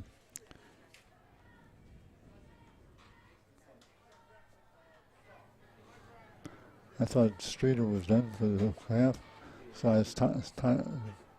They're not. They're not. So one receiver to either side. Lorette, again with that 1 yard snap, will roll left side, looks downfield and fires incomplete. Pass intended for Quentin Stevens on that far side. He overshot him, so we'll bring up 2nd down and 10. Stevens is incomplete. So 52 seconds to go in the half. And if you're Streator, you need to be a little careful here. Wilmington has all 3 timeouts. And if you keep passing the ball and give the ball back to the Cats with 3 timeouts, that could be a problem. That's exactly right. That would be an number one big problem. So one receiver to either side. Again, Lorette with that 1 yard shotgun or pistol or whatever you want to call it. And pitching it to the far side. Moton tries to get the corner, and Lazarick is wrapped up. Cats with good pursuit on that far side, so Moton will pick up that couple of yards, and it'll bring up 3rd down and 8 after a gain of 2, and timeout to Wilmington here with 42 seconds to go in the half. Wilmington Chamber of Commerce proudly announces the Autumn Festival of Crafts will be Sunday, October 12th from 10 a.m. till 4 p.m. on the North Island. This is a free admission event. Come out and stroll the craft show while listening to live music. Kids can enjoy pumpkin decorating and face painting.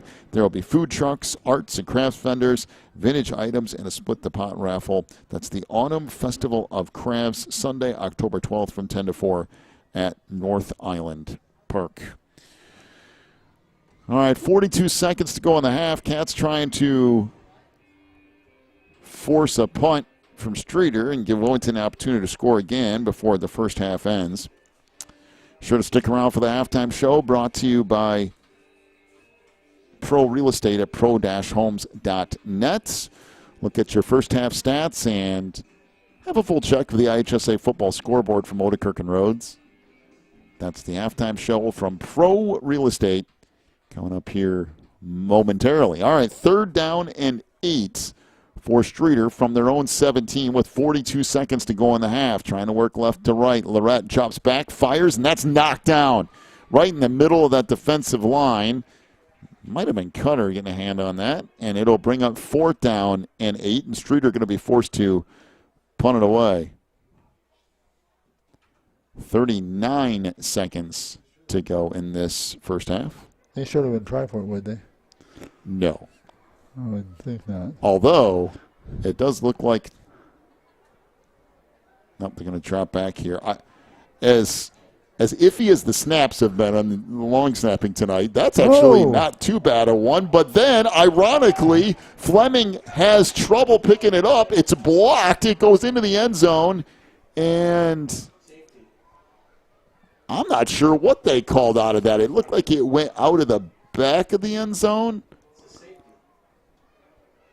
And they call safety on it. So Fleming tried to come up with it and bobbled it. And at that point, the Cats had two defenders back there, blocked the kick.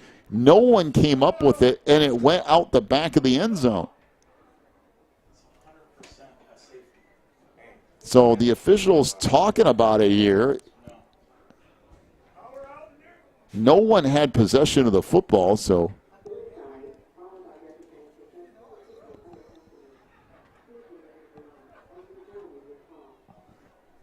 See what this is. It is a safety, and it will result in Streator having to kick the football off. So the Cats will get 2 points out of blocking the kick and putting it out the back of the end zone. And Wilmington will get the ball back with 33 seconds to go in the half. Boy, there's just been an odd sequence of events in this first half, and it's all basically come off special teams for Streator. This has been, anytime the punt game happens, it's it all goes sideways, it seems like.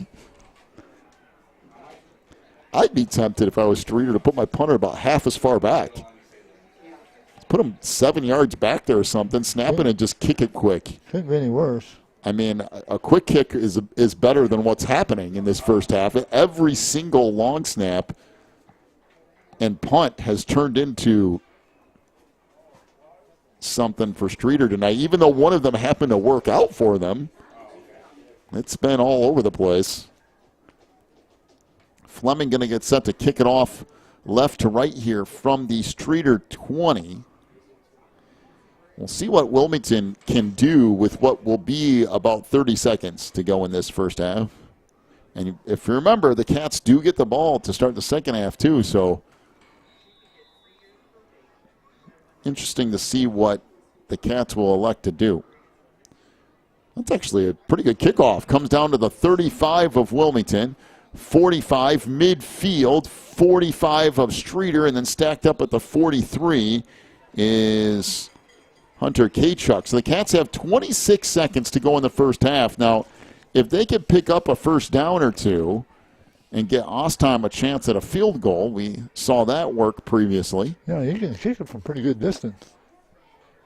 And the Cats aren't that far away from being in his range. Get 20 yards or so, and there's a chance here. We'll see what Wilmington does if they elect to throw the ball at all here or what. Now you see they've messed up my score sheet. Well, that's true. Oh, my. Wilmington does have a couple of timeouts left.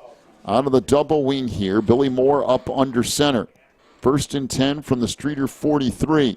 Moore going to pitch it over to Kachuk, and he is going to get out of bounds inside the 40 down near the 38 or so. And there's a player down for Streator, a gain of about 5 on that run for Hunter Kachuk.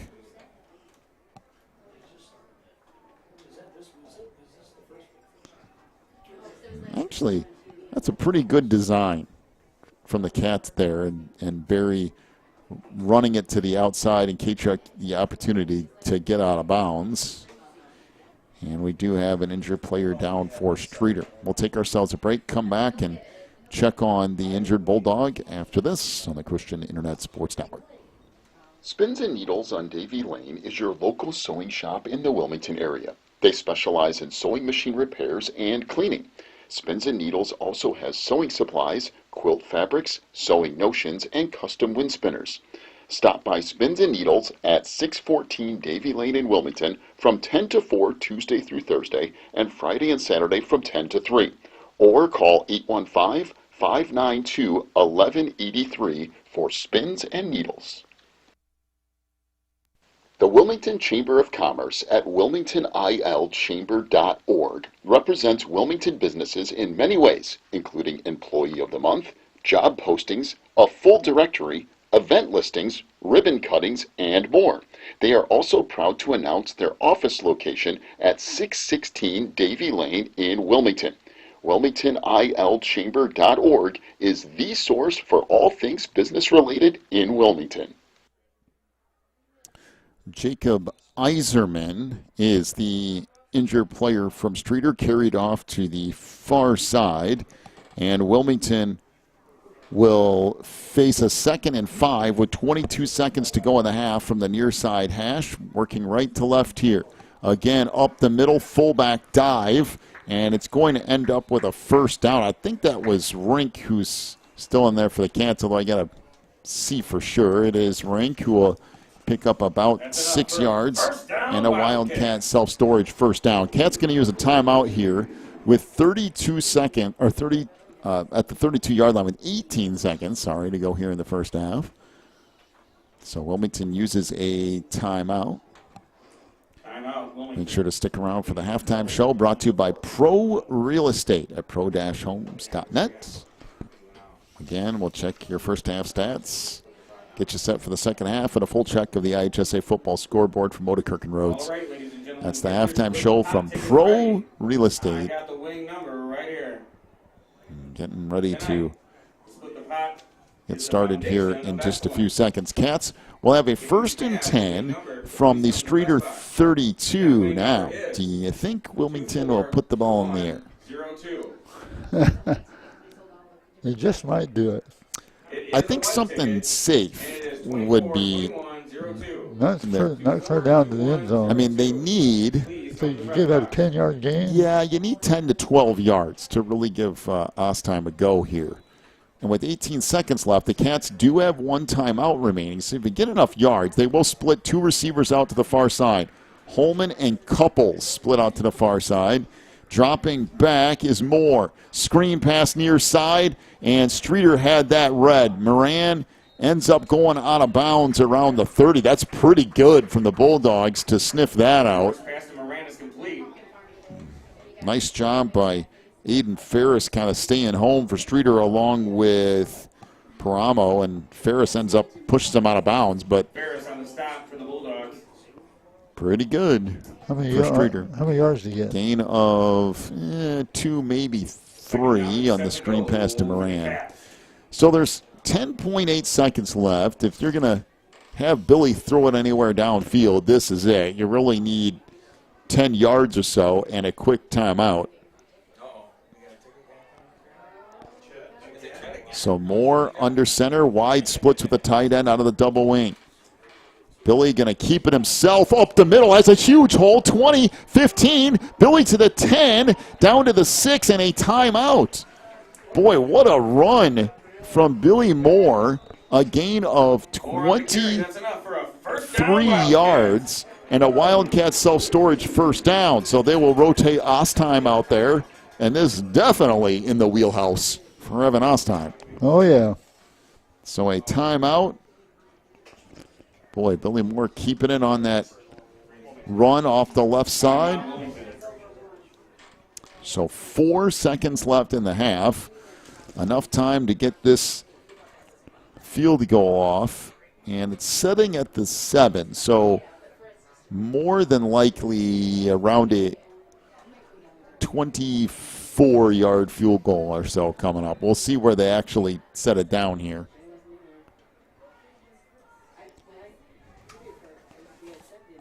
So again, Evan Kuipers, 6'3", 208-pound senior to snap here for the Cats. Back to Finn Bryant, the 5'9", 145-pound junior to hold. And Evan Ostheim, 5'11", 140-pound junior, doing the kicking tonight for the Cats. This looks like right at a 24-yard field goal attempt for Ostheim. Snap is good, hold is good. Ostheim's kick went off of alignment, it looks like, and Ostheim's kick is no good. So the Cats go to the locker room up 23-0 on Streator here at the end of the first half. Welcome into the halftime show, brought to you by Pro Real Estate at pro-homes.net. Big thank you to them for sponsoring each and every halftime show again this year. We'll take a break, come back with your first half stats, and a full check of the scoreboard, too, after this time out on the Christian Internet Sports Network. Quiglig Technology Services is your local source for computer help. They have built numerous websites, including ours, here at the Christian Internet Sports Network. Quiglig Technology Services also specializes in virus removal, so your computer will get back to full speed now. And you can trust them for first-class computer repair, including free local pickup and delivery, plus on-site service, including after hours. Contact Quiglig Technology Services at 815-293-7844 or stop by at quigtech.com. That's QUIG tech.com. If you're looking for more information on Wilmington Wildcats football, then check out the Catbackers every Wednesday at 7 at Tuffy's. Each week, Coach Reentz goes over game film, takes questions from the audience, and presents the Offensive and Defensive Player of the Week awards. Plus, you'll get to hang out with other Wildcat fans and get the inside scoop on next week's game. So be sure to check out the Catbackers every Wednesday at 7 at Tuffy's.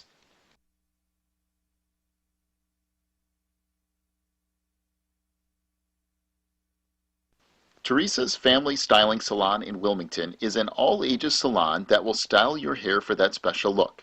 They offer cuts, perms, and coloring for any fashion. They also carry Paul Mitchell and Brocato products.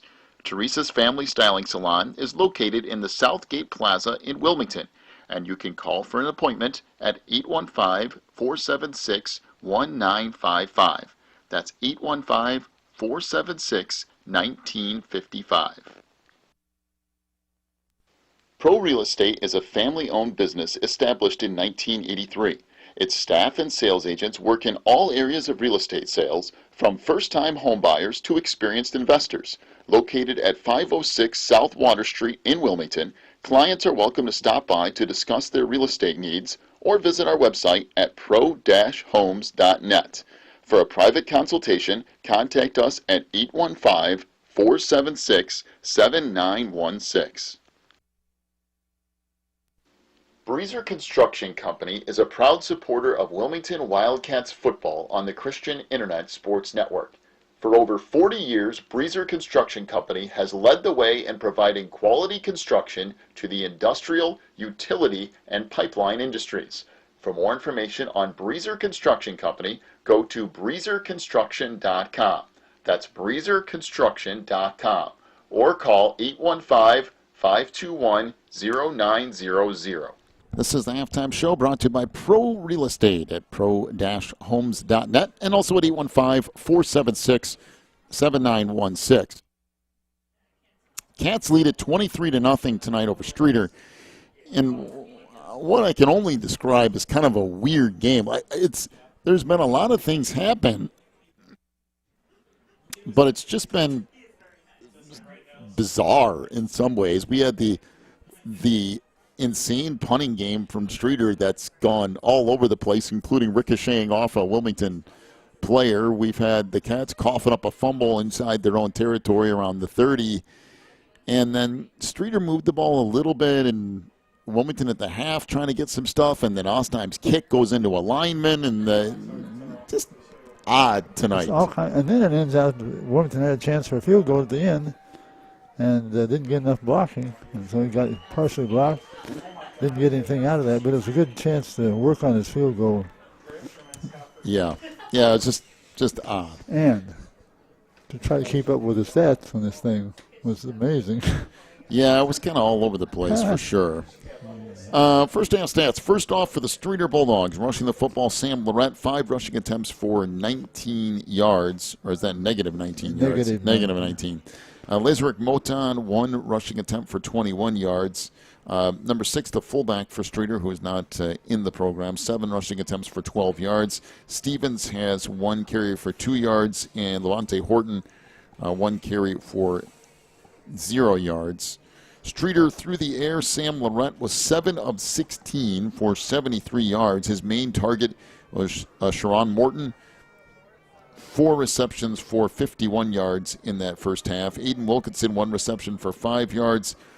Stevens had 1 reception for 20 yards, and there was another reception in there for -3 yards. Put it all together, 73 yards through the air, 11 on the ground. That would be 84 yards of offense for Streator in the first half. All right, for Wilmington rushing the football, Billy Moore, 5 rushing attempts for 49 yards. Nate Couples, 2 carries for 7 yards. Hunter Kachuk, 7 carries for 25 yards and 3 touchdowns.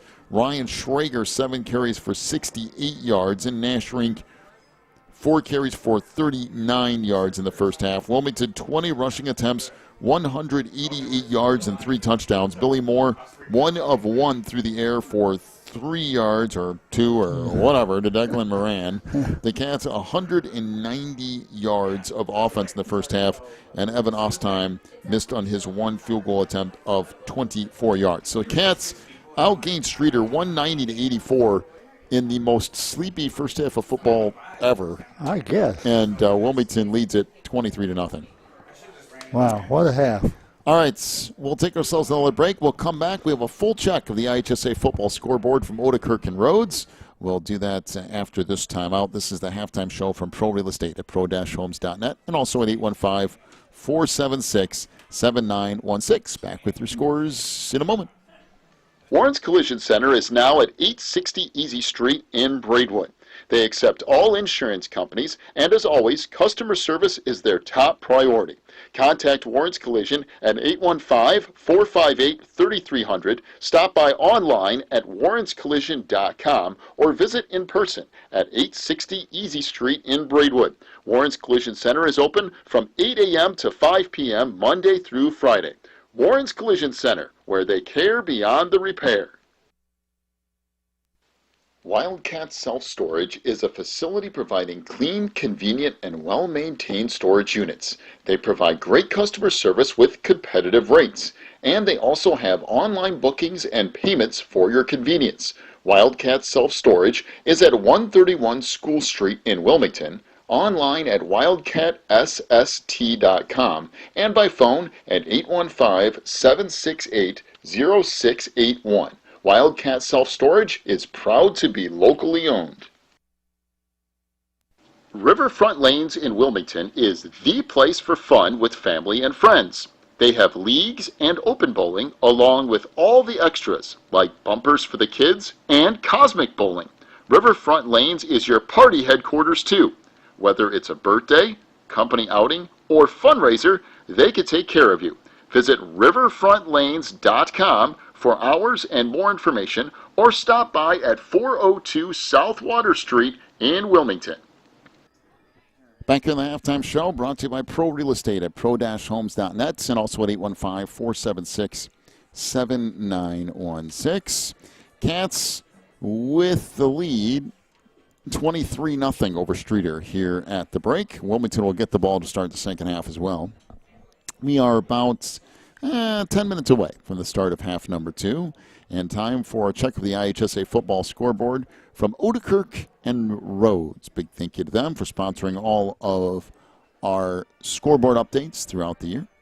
All right, let's start in the Illinois Central 8, the good old ice conference. Herscher leads Reed Custer 7-0 at the half, and a game that's, okay, it's there for you.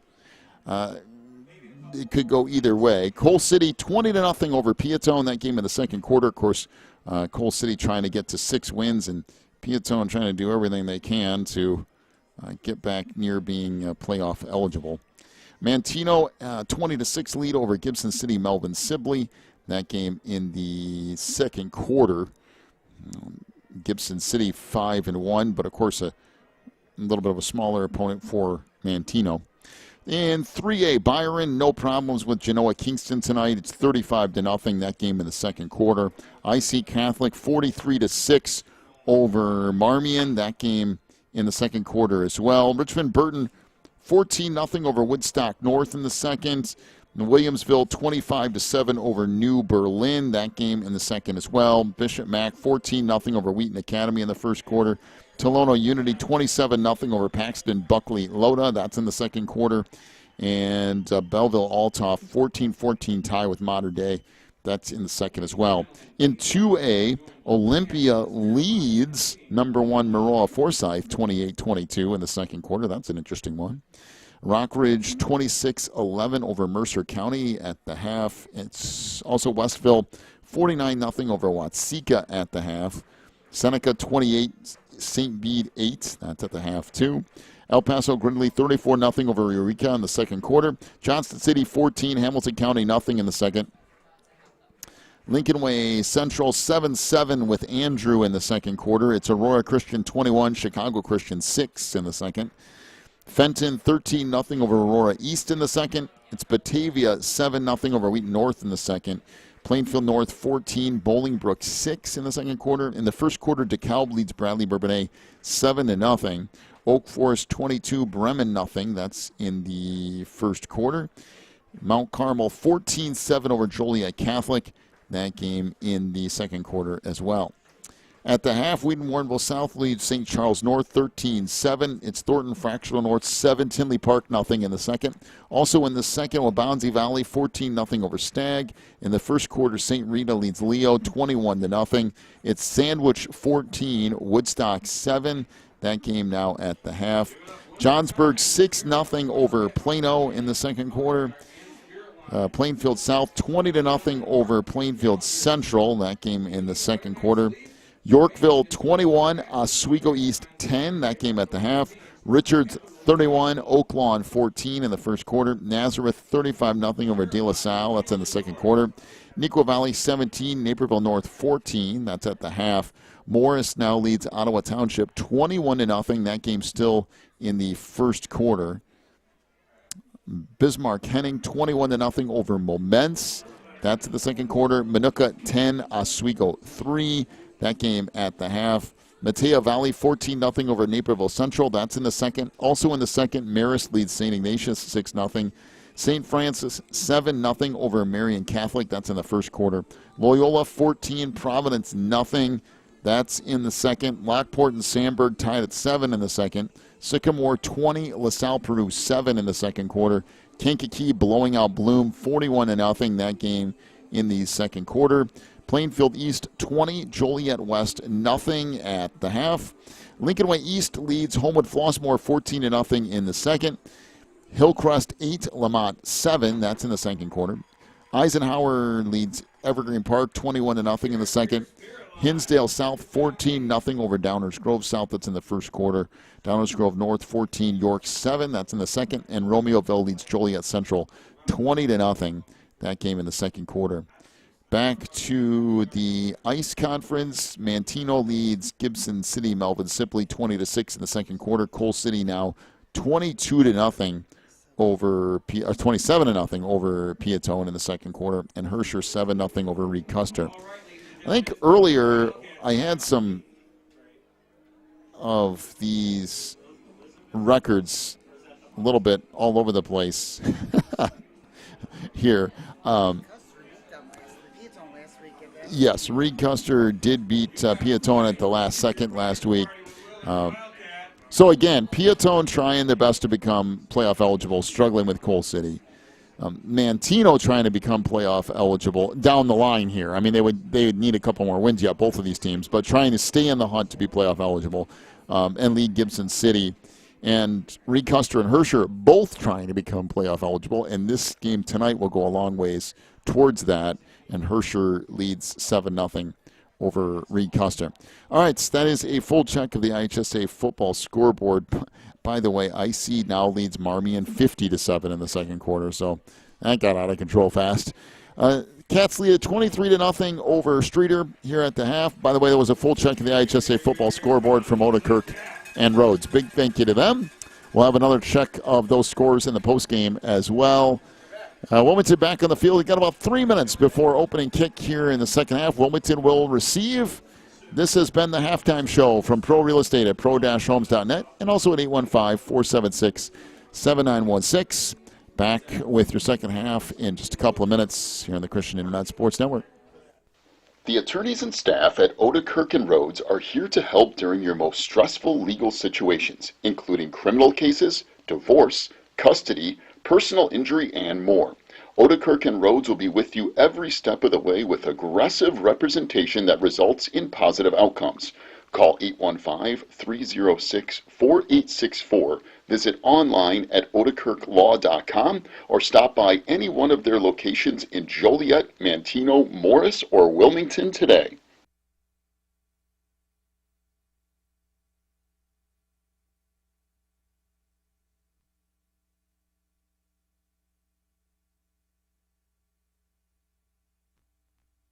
Spins and Needles on Davie Lane is your local sewing shop in the Wilmington area. They specialize in sewing machine repairs and cleaning. Spins and Needles also has sewing supplies, quilt fabrics, sewing notions, and custom wind spinners. Stop by Spins and Needles at 614 Davie Lane in Wilmington from 10 to 4 Tuesday through Thursday and Friday and Saturday from 10 to 3. Or call 815-592-1183 for Spins and Needles. The Wilmington Chamber of Commerce at wilmingtonilchamber.org represents Wilmington businesses in many ways, including Employee of the Month, job postings, a full directory, event listings, ribbon cuttings, and more. They are also proud to announce their office location at 616 Davie Lane in Wilmington. WilmingtonILchamber.org is the source for all things business related in Wilmington.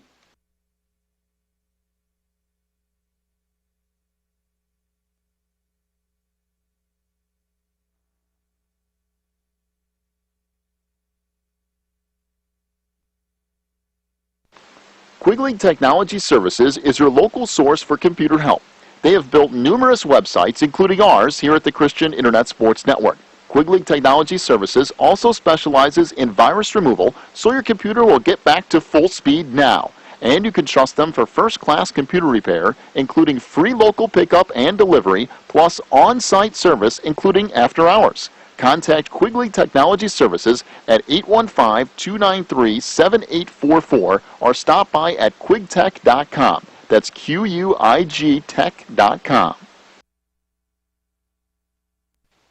If you're looking for more information on Wilmington Wildcats football, then check out the Catbackers every Wednesday at 7 at Tuffy's. Each week, Coach Reentz goes over game film, takes questions from the audience, and presents the Offensive and Defensive Player of the Week awards. Plus, you'll get to hang out with other Wildcat fans and get the inside scoop on next week's game. So be sure to check out the Catbackers every Wednesday at 7 at Tuffy's.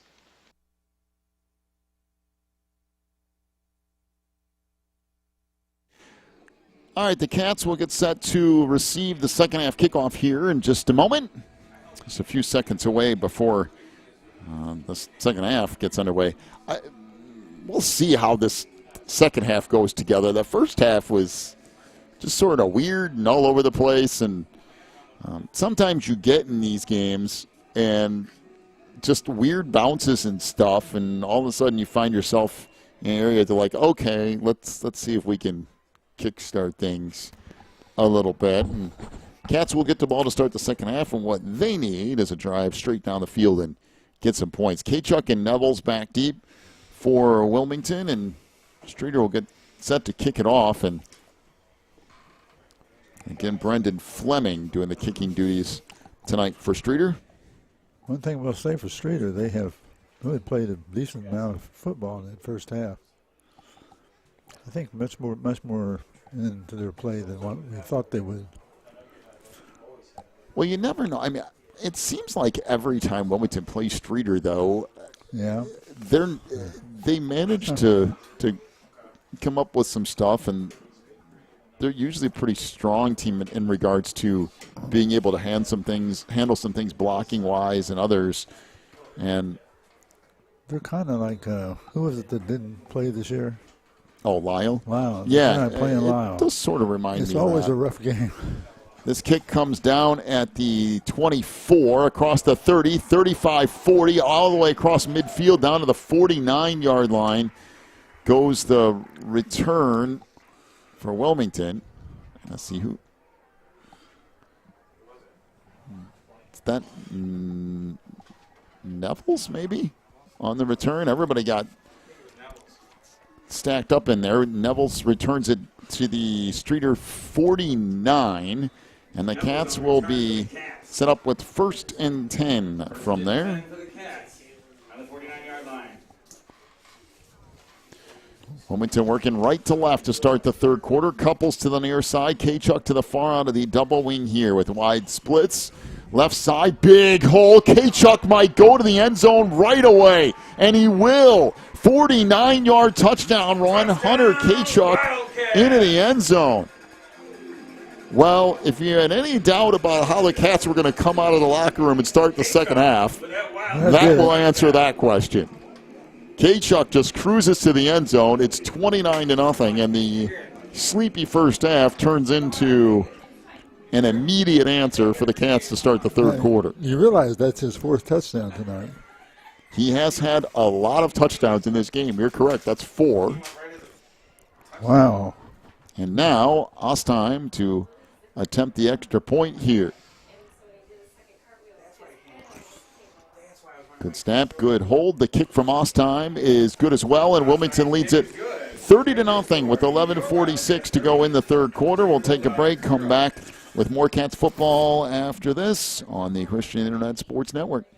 Teresa's Family Styling Salon in Wilmington is an all-ages salon that will style your hair for that special look. They offer cuts, perms, and coloring for any fashion. They also carry Paul Mitchell and Brocato products. Teresa's Family Styling Salon is located in the Southgate Plaza in Wilmington, and you can call for an appointment at 815-476-1955. That's 815-476-1955. The Wilmington Lions Club Spook Hike is coming at North Island Park on Friday, October 17th and Saturday, October 18th from 7 p.m. on, and the last ticket is sold at 10. The price is still only $5. Imagine that. It's still only $5 to get into the Spook Hike. Parking is at South Island Park with a hayrack ride over to the Spook Hike. Please join them if you dare. The Lions are always looking for volunteers, so if you're an adult or youth with an adult sponsor who would like to volunteer, please email them at Wilmingtonians. That's an interesting one. At gmail.com. That's the Wilmington Spook Hike going on the 17th and 18th from 7 to 10 p.m. All right, so kick returned to the far side and returned out around the 20-yard line. That's where Streator will start 1st and 10. Well, that Spook Hike has been going on for a long time. Yeah, a lot of people get involved in it every year. Since 1979? Wow. 79. That's a long time. It's still $5. I mean, where can you go anywhere and do anything for $5? That's about 45 years. 47 years. So 1st and 10 for Streator. I mean, that thing's been going on almost as long as I've been alive. Yeah, that's pretty close. Getting right up on the edge of you. So 1st and 10 from the 20 for Streator. 11:38 to go here in the third quarter. And I think is there something going on with the chain gang in the far side maybe? Or is it an injured player? Oh, it's an injured player for Streator on the far side. Oh, yeah. Okay. Yeah, there is one. Thought maybe it was a chain thing, but there was a player taking a knee just beyond that first down marker. And Streator will have it 1st and 10 from their own 20. Far side hash working left to right. 2 receivers split out to the far side. 1 back to the near. That might be Morton, who's the injured player. That would be a big loss. And we have a flag down. We're having a terribly difficult time getting the second half started.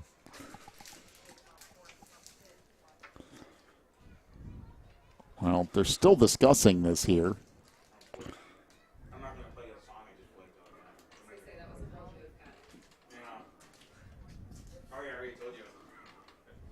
So let's see here. Apparently, after all that, there's no flag, so it'll be 1st and 10. So they'll wave that off. Wow, that's No. okay. I always wondered this. You did all that. Why don't you put the seconds back on the clock? I don't know. But I'm in favor of taking more off the clock at this point. So first down and 10. Man, look at that. They come out flying. One receiver to either side. That thing got blown up, and it looked like the fullback and the quarterback ran into each other. And I think that resulted in Lorette still having the football. I don't know if he ever got to the point where he could hand it off, so we'll bring up second down and 10 with no gain. Second down and 10 to It go. was an odd-looking play. So the clock running, 11:10 to go here in this third quarter, and it's been an odd. That's the only way I can really explain it tonight. Just different, yeah. And it has not been in sync, that's for sure. One receiver to either side, and Lorette out of that 1 yard snap from the center out of the double wing here. Lorette goes to the fullback up the middle, and again, the Cats just not allowing anything on that fullback dive, and it'll bring up third down. Might have actually lost a yard, and it'll bring up third and long. It looks like third, and we'll just call it 10, so no gain. We'll see if the Cats can get off the field here. 10-17 to go in this third quarter, and Lorette. Did you ever see who he handed off to? That was the fullback again, good old number six, and that went nowhere. So again, one receiver to either side. Lorette out of the shotgun with the back to his right will take the snap. Lorette chops back, hit as he throws, and he got hit hard as he threw. Knocked down, incomplete. Couples out there, and there is a flag down on the far side. Let's see what this is. It's out across the 30 at about the 33-yard line. Boy, Lorette just got hammered again trying to get rid of the football. Yeah. And again, no flag apparently. They wave this off, so it'll be... Maybe we should collect the flags. Fourth down and 10. I don't understand. I mean, like, are you throwing the flag for a reason, or are we just randomly throwing the flag at this point? I'm sort of confused. In any case, bring up fourth down and 10. Wait a minute, he passed the pass that time, He too. did, and it was incomplete. So last couple of flags have resulted in no flags, and Billy Moore back at his, well, almost midfield, and now creeping up into Streator territory. Boy, this has been interesting tonight.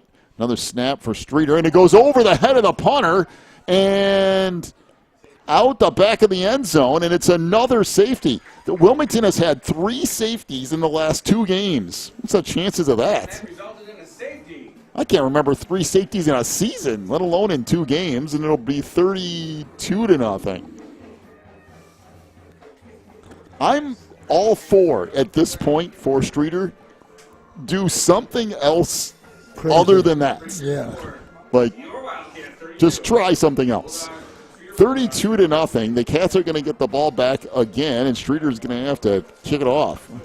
I'm still game with the quick kick. Just put the quarterback, snap the ball 5 yards and tell him to kick it. Like, that's where I'm at. I tell you what, you'd be way ahead of what they got now.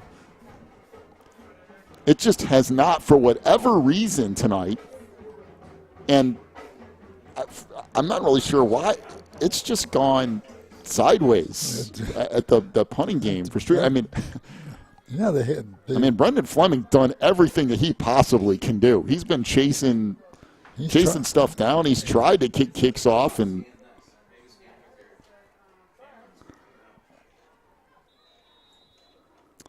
well, Streator to kick it off here, left to right from their own 20. Comes down to the Wilmington 35, drop by Nevels, now picks it up across the 40, 45 midfield, and Nevels runs over the punter, but the punter does his job, knocks him out of bounds at least. Nevels went to take off with the ball, forgot and left the ball back there. Boy, go back and pick it up. Fleming's had himself a rough night. He said to chased some stuff around. He's gotten hit a couple of times, had to come up and make a tackle on the punt return. He's actually done a pretty good job of getting kicks off when he's had the opportunity to. You know, you just never know what to expect next in this game. It's been crazy. There's been nothing normal about this game, that's for sure. 1st and 10 for the Cats from the 43 of Streator. Out of the double wing with tight ends split out wide to either side. Moore under center. Take the snap, keep it himself. Up the middle, gets a block inside the 30, and wrapped up down around the 28-yard line. There's a gain of 12 yards and a Wildcat self-storage first down.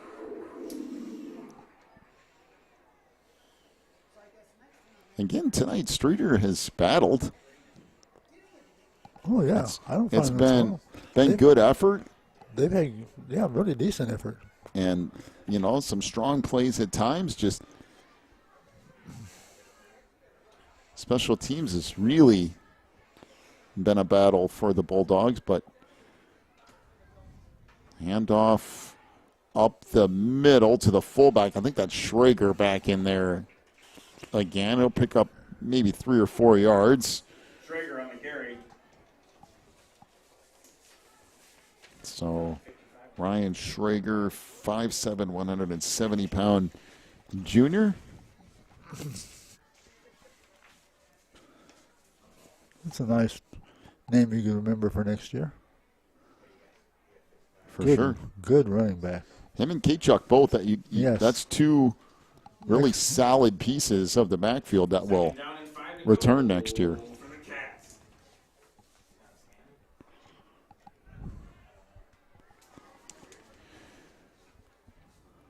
So 2nd down and 5 after a gain of 5 on that run. Couples, that snap, the pitch was a little weird. Couples dropped it, picked it up, and is going to go for a touchdown. You want to talk about odd things happening?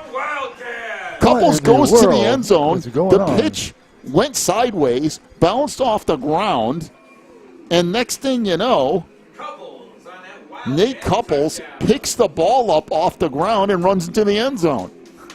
And it's just that strange, too. 24-yard touchdown run. The Cats lead it 38-0, pending the extra point here from Ostheim.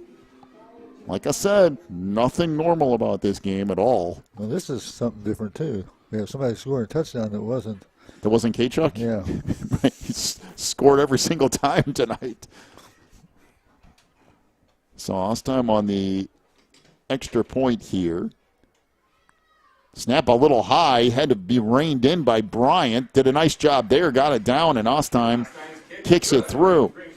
So the Cats lead it 39-0 over Streator, 8:09 to go in the third quarter.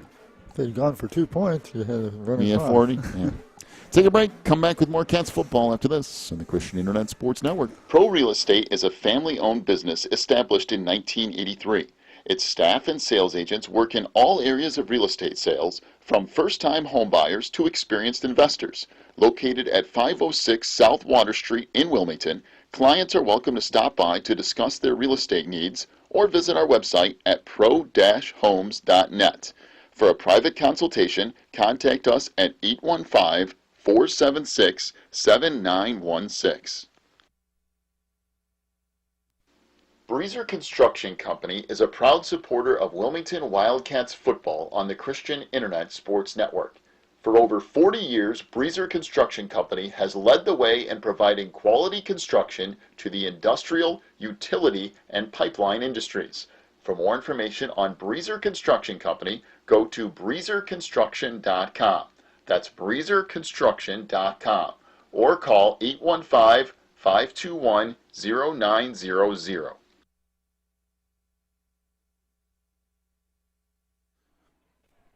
All right, 39-0 is the lead for Wilmington. 8:09 to go in the third. Cats will get set to kick it away here.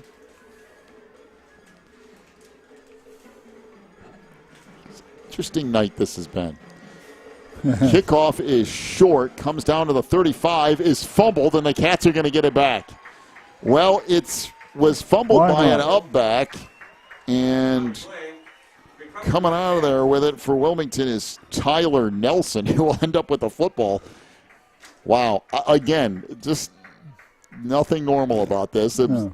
Tell me, were you looking for that to happen? Nope, sure wasn't. And Wilmington will have the ball at the Streator 42-yard line off this near side hash. Oh, boy. You're probably going to start seeing some subs here, and you do, at least a couple anyway. Well, Dean Van Dyne will jump in there. Bianchetta's in there.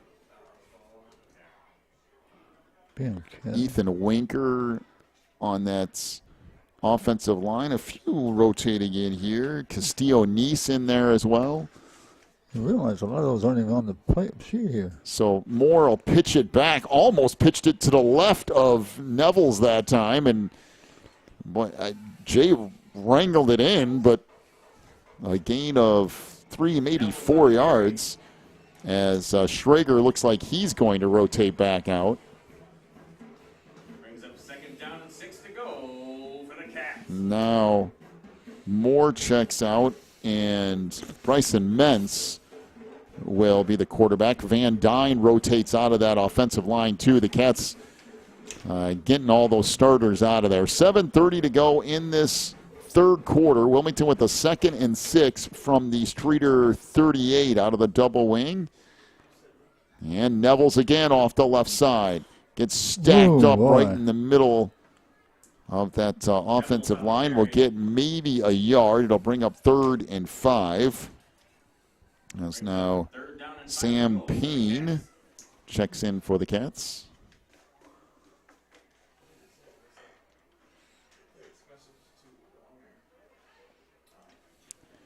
Under 7 minutes to go in the third quarter.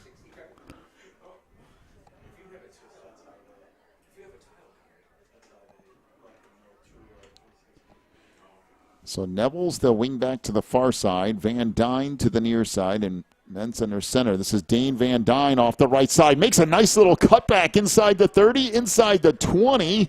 And Van Dyne will get down to about the 19-yard line.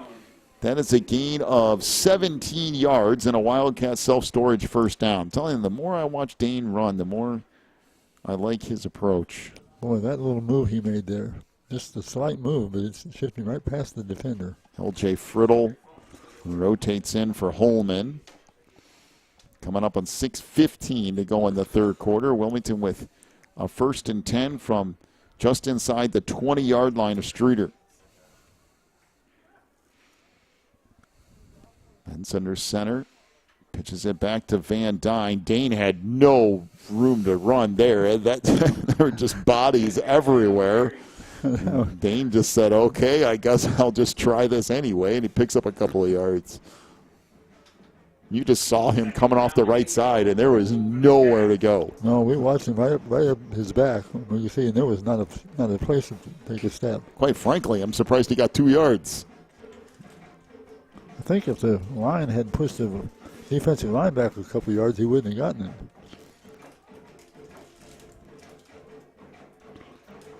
So 2nd and 8, Wilmington knocking on the door again at the Streator 17.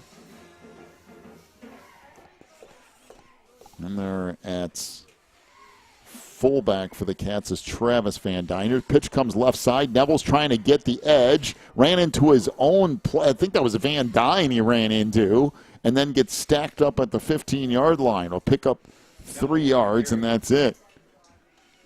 Got out there in a hurry and then just tried to make a cut, and no room to do it. Yep. So Neville's will get 3 and to bring up 3rd and 6. So we'll see what Wilmington can do here on 3rd and 6. 4:38 to go in the third quarter. Wilmington working right to left from that near side hash from the Streator 15. Out of the double wing again, the regular stacked in kind. And I think Billy Moore kept it there, or Mentz kept it there, and ends up picking up 2 yards. It'll bring up 4th and 4. So the Cats just putting the ball really towards the middle of the field. We're going to give Ostheim another shot. So Ostheim attempted a 24-yarder in the first half, kicked it off what looked like a lineman somewhere in there, and now he's going to get another opportunity to field goal here. See where they put this ball down.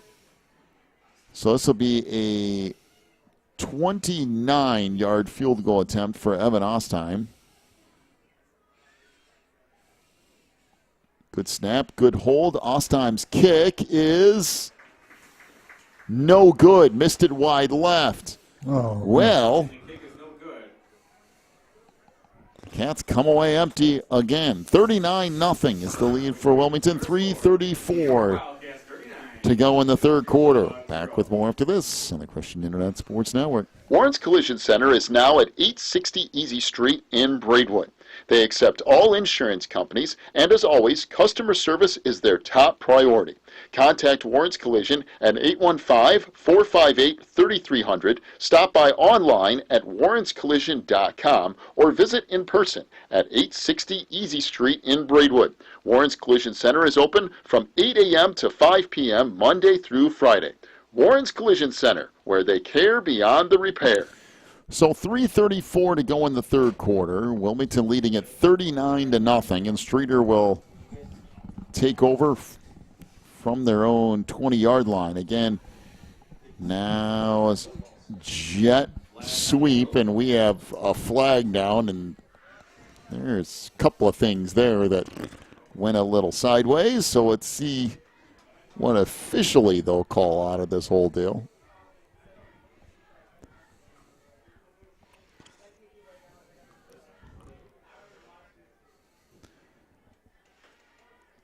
Well, the last 2 or 3 flags they've just picked up and said weren't flags. So let's see what this one is.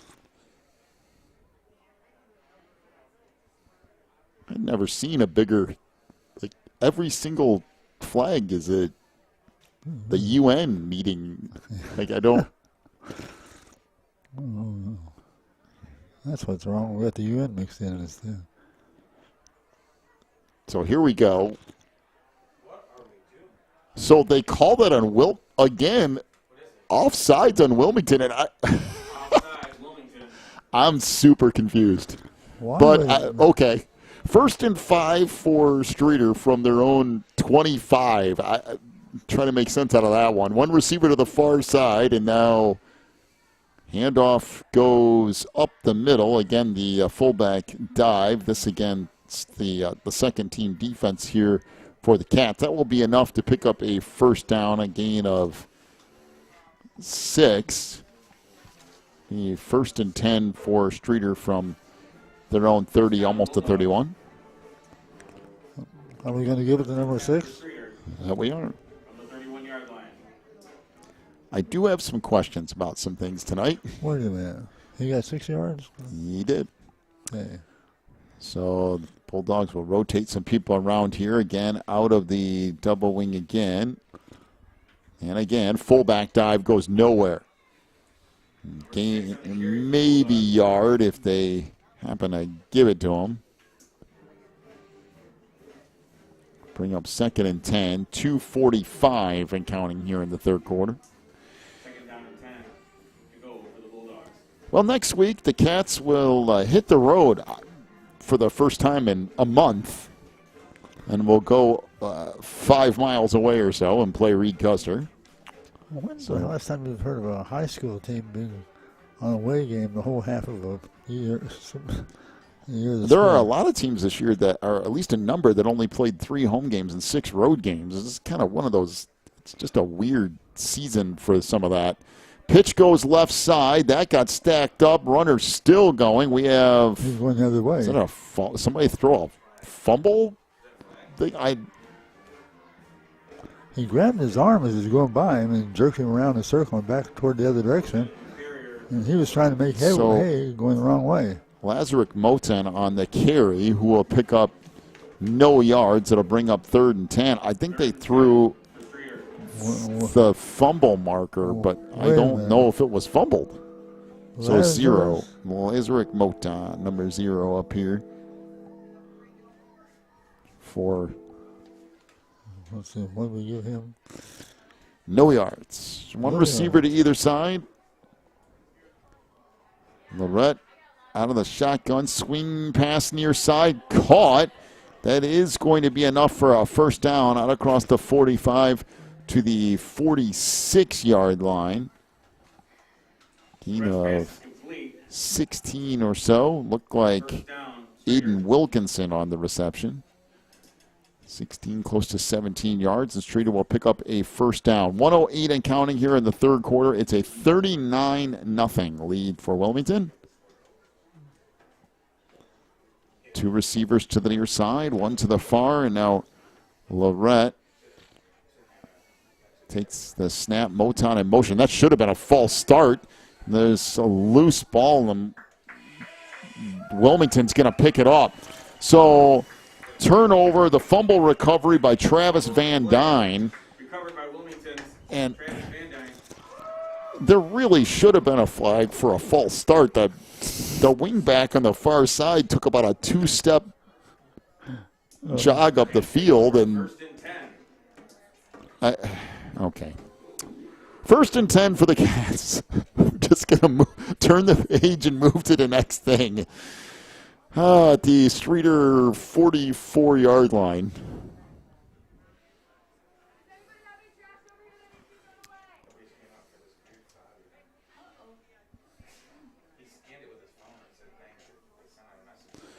So, Cats trying to get this offensive drive underway. Mentz under center. Van Dyne gets the pitch off the right side, inside the 40. And Dane will carry a defender down to the 38 or so. Dane Van Dyne on the carry. Gain of 6 yards. We'll set the Cats up with 2nd and 4.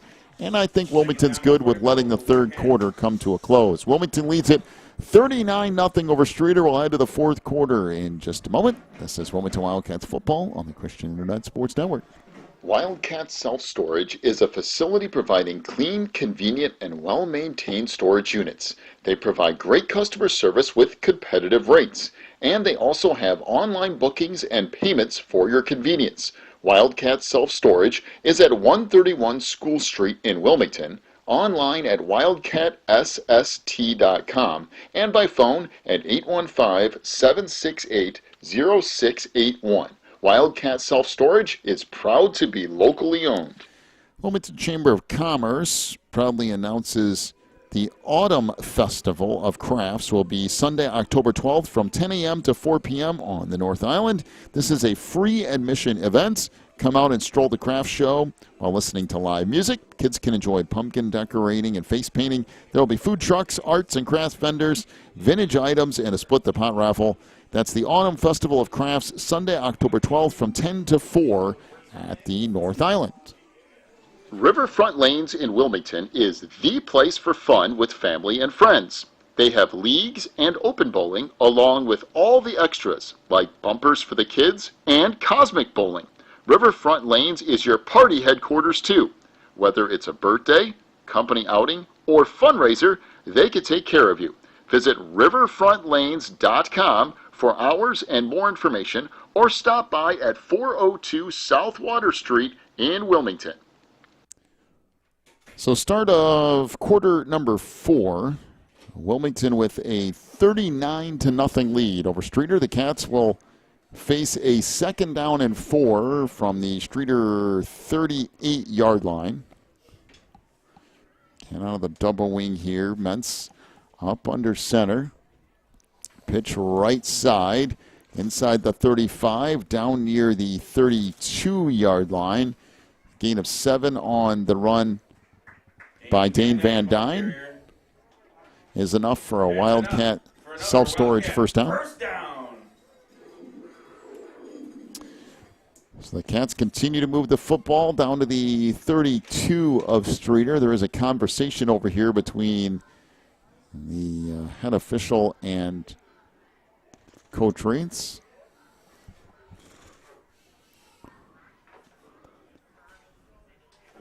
Not entirely sure what that's about. Yeah. Who knows? So 1st and 10 for Wilmington from the 32 of Streator. Mentz will pitch the ball right side. This is Van Dyne trying to push the pile forward down to the 26-yard line. Van Dyne on the carry. Down near the 25, so a gain of 6 yards to bring up 2nd down and 4. For the Cats.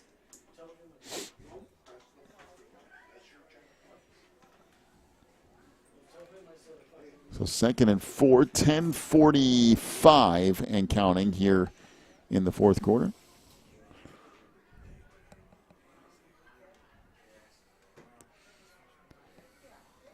Mentz up under center again, waiting for that clock to wind down. Pitch comes left side. Nevels tried to cut it back. Now bounces it more towards the outside. Gets close to a 1st down marker. We'll see where they actually say he got to. So picks up 4 yards and enough for a Wildcat self-storage 1st down. Wildcat 1st down. Cats down to the 21-yard line of Streator.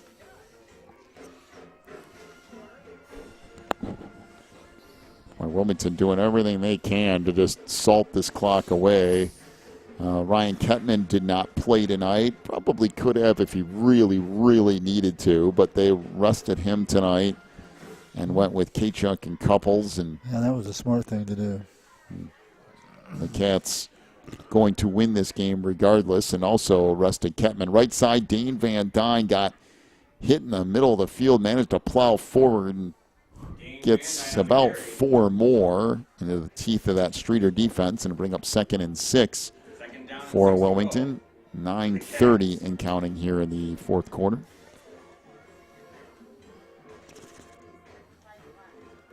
Again, next week, Wilmington hits the road for a super long road trip to Braidwood.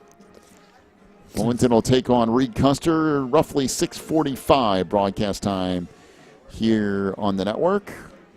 And then Wilmington will close out the regular season with that huge battle and showdown with Coal City. That'll be week 9. Another double wing here. 2nd and 6. Left side, Nevels following his blockers. Manages to bounce it to the outside, disappeared, and runs into the end zone. So Nevels cruises in from 17 yards out. It looked like he might have gotten hemmed up for a second and then just bounced it out and scored.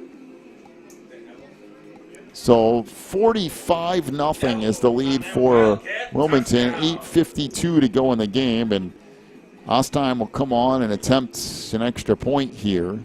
And the Cats get past that 40-point mark, so it will be running clock time here momentarily.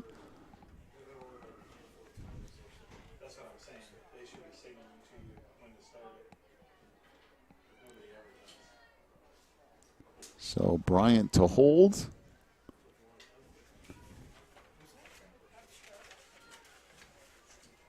I believe this is Aiden Davis who will miss the extra point. I think they said he missed. 45-0 is the lead for Wilmington. 8:52 to go in the game. Take a break. Back with more Cats football in a moment on the Christian Internet Sports Network. The attorneys and staff at Odekirk and Rhodes are here to help during your most stressful legal situations, including criminal cases, divorce, custody, personal injury, and more. Odekirk and Rhodes will be with you every step of the way with aggressive representation that results in positive outcomes. Call 815-306-4864, visit online at odekirklaw.com, or stop by any one of their locations in Joliet, Manteno, Morris, or Wilmington today. So the Cats will get set to kick it off. And ladies and gentlemen, if you're missing that key fob, please come to the press box. It's a black key fob that says tile on it.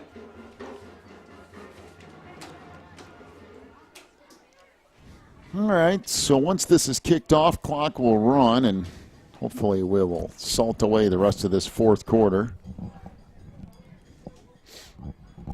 Again, Lazerick Moton back deep. Aiden Davis with the kickoff. Come back to the 5 picked up there. Motan across the 15, tries to reverse field. That's not going to work. Back to the 13-yard line. Boy, good coverage back there. I think is that Dane Van Dyne? It is. Back in the special teams tackle. And now Streator will face 1st and 10. 8:30 and counting here in the fourth quarter. Clock will continue to roll now that it's over 40, and everyone completely okay with that scenario.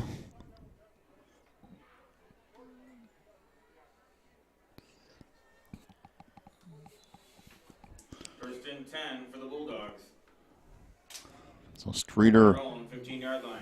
Trying to mount one last drive here to put some points on the board before this thing ends. So one receiver to either side. Lorette will take the snap and gives it up the middle. Again on that fullback dive. And it looks like Stevens or Motan or Horton. It might be a Levante Horton. Trying to see who it was that came out of there with it from that fullback spot. He lines up back there. I think it's Levante Horton with that fullback spot who picks up 2-3 yards. Again, up the middle, big hole. Out across the 30, near the 32-yard line goes the run. Gain of 13, maybe 14 yards for Levante Horton, the junior running back for Streator, just on that fullback dive the last couple of times. 1st and 10 for the Bulldogs from their own 33-yard line. One receiver over here to the near side, and again, Lorette from 1 yard back to center. Take the snap, and again, Horton off the right side, slips there and then gets wrapped up. Loss on the play of a yard or so. Horton on the carry for the Bulldogs. So 6:30 and counting here in the fourth. Again, be sure to stick around for the post-game show brought to you by Warren's Collision Center, where they care beyond the repair over there in Braidwood. Full check of your final stats. We'll talk to Coach Reens and have the last check of the IHSA football scoreboard from Otiscook and Rhodes. It's the post-game show from Warren's Collision Center coming up here in a few minutes. Snap is dropped. Lorette picks it back up, and then he's dropped for a loss of 5 or 6 yards. And it'll bring up 3rd down and 15 for Streator. 3rd and 15 for the Bulldogs. Back at their own 28. Morant. So Lorette. The shotgun here. 2 receivers to the near side, 2 to the far on 3rd and 15. Lorette takes the snap, drops back, trying to scramble up the middle, looking to pick up a 1st down, and he's not going to get anywhere near it. Good pursuit from Wilmington defensively. Lorette with the quarterback keep. Stop made by Colin Van Dyne. So Colin Van Dyne makes the stop for Wilmington after a gain of 7, and it'll bring up 4th down and 8. 4th down and 8 for the Bulldogs. If you're Streator, just go ahead and go for it at this point. Don't have anything to lose. Yeah, especially with the way the punting game has gone tonight. Might as well. Now they're going to drop back a different punter this go around. It's Alaris Luciano who drops back into punt formation. Good snap that time, and Luciano will punt it away. Boy, that's the best looking punt and snap of the night. That's down to the 28, and that's where it's down. Boy, that was actually really nice. Yeah, good snap and a good kick. Impressive. Very impressive. So Streator managed to make a couple of little adjustments there and fix the punt game. And Wilmington will take over 1st and 10. I was impressed with that one. that was really nice. That was right belly up, man, right straight in front of him. All right, 4 minutes and counting. The Cats just interested in getting out of here at this point. first down would definitely do that, and maybe not even a first down, depending on how this goes.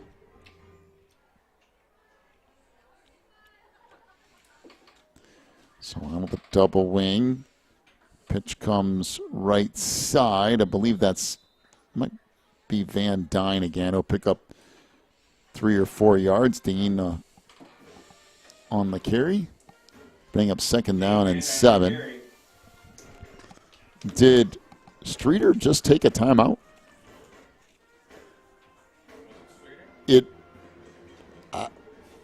Okay. We'll take a break and come back with more in just a moment. Spins and Needles on Davie Lane is your local sewing shop in the Wilmington area. They specialize in sewing machine repairs and cleaning. Spins and Needles also has sewing supplies, quilt fabrics, sewing notions, and custom wind spinners. Stop by Spins and Needles at 614 Davie Lane in Wilmington from 10 to 4 Tuesday through Thursday and Friday and Saturday from 10 to 3. Or call 815-592-1183 for Spins and Needles.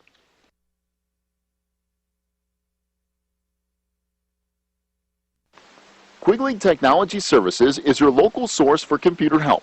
They have built numerous websites, including ours here at the Christian Internet Sports Network. Quigley Technology Services also specializes in virus removal, so your computer will get back to full speed now. And you can trust them for first-class computer repair, including free local pickup and delivery, plus on-site service, including after hours. Contact Quigley Technology Services at 815-293-7844 or stop by at quigtech.com. That's QUIG tech.com. So the Cats will take a knee out of the timeout. And so Wilmington will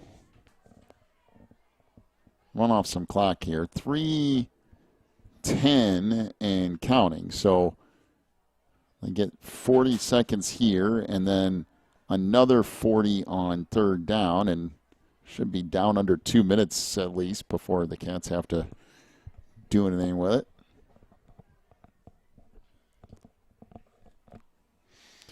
So clock rolling, 2:45 and counting.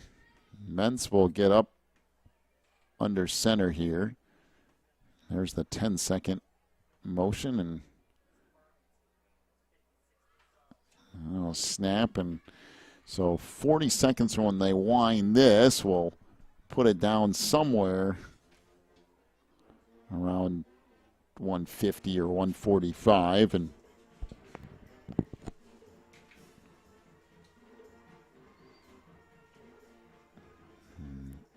Mentz will come over, and the Cats on 4th and 8.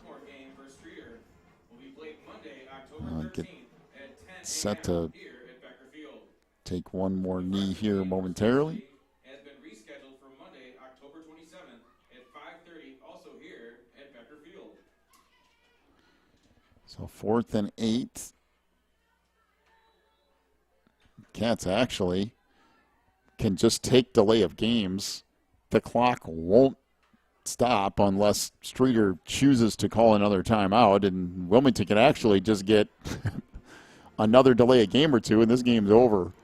Wildcat fans, be sure to take home your blankets, chairs, and everything you brought with you. So the clock will roll.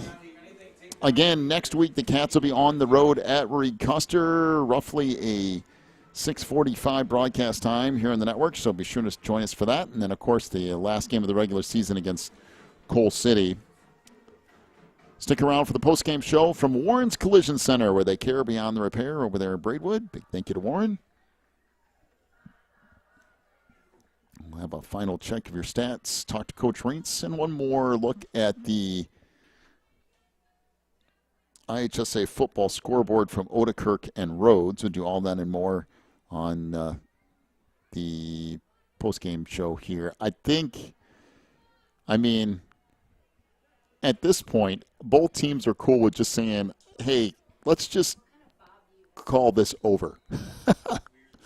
And there is the last flag. They'll reset the play clock, and I think that will end up doing it. I was tracking on my phone. I'm like, it's right here somewhere. All right, I don't think Wilmington's even going to need to take a snap. That's going to end the game. The Cats win it 45-0 over Streator. That will end up being the final. Wilmington will move to 6-1 and keep that playoff streak alive.